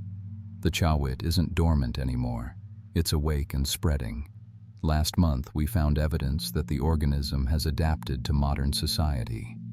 Infected individuals are using social media, dating apps, travel networks to spread more efficiently. The parasite is learning to use our own technology against us. And the CDC knows. They have algorithms monitoring infection patterns, satellite surveillance tracking nest sites. They could stop it, but they won't act until it reaches Portland or Seattle. By then, it will be too late. If you live in Eastern Oregon, listen to the old stories. Don't camp alone in old-growth forests. Don't reach into hollow trees. If you see 4 parallel scratches on your skin, burn them immediately with whatever you have. And if someone you know starts speaking a language they've never learned, speaking words like Itam Wayanawi, run. Don't try to help them. Don't let them touch you. Just run. Because the Chawit is patient. It's been here longer than our cities, our roads, our civilization. It knows how to wait, how to hide, how to learn, and it's learning from us. My grandmother was right about everything. The old stories weren't just stories. They were warnings. Warnings I should have listened to. Warnings you should listen to now. Because the crawler is coming home, and it remembers everyone who let it sleep.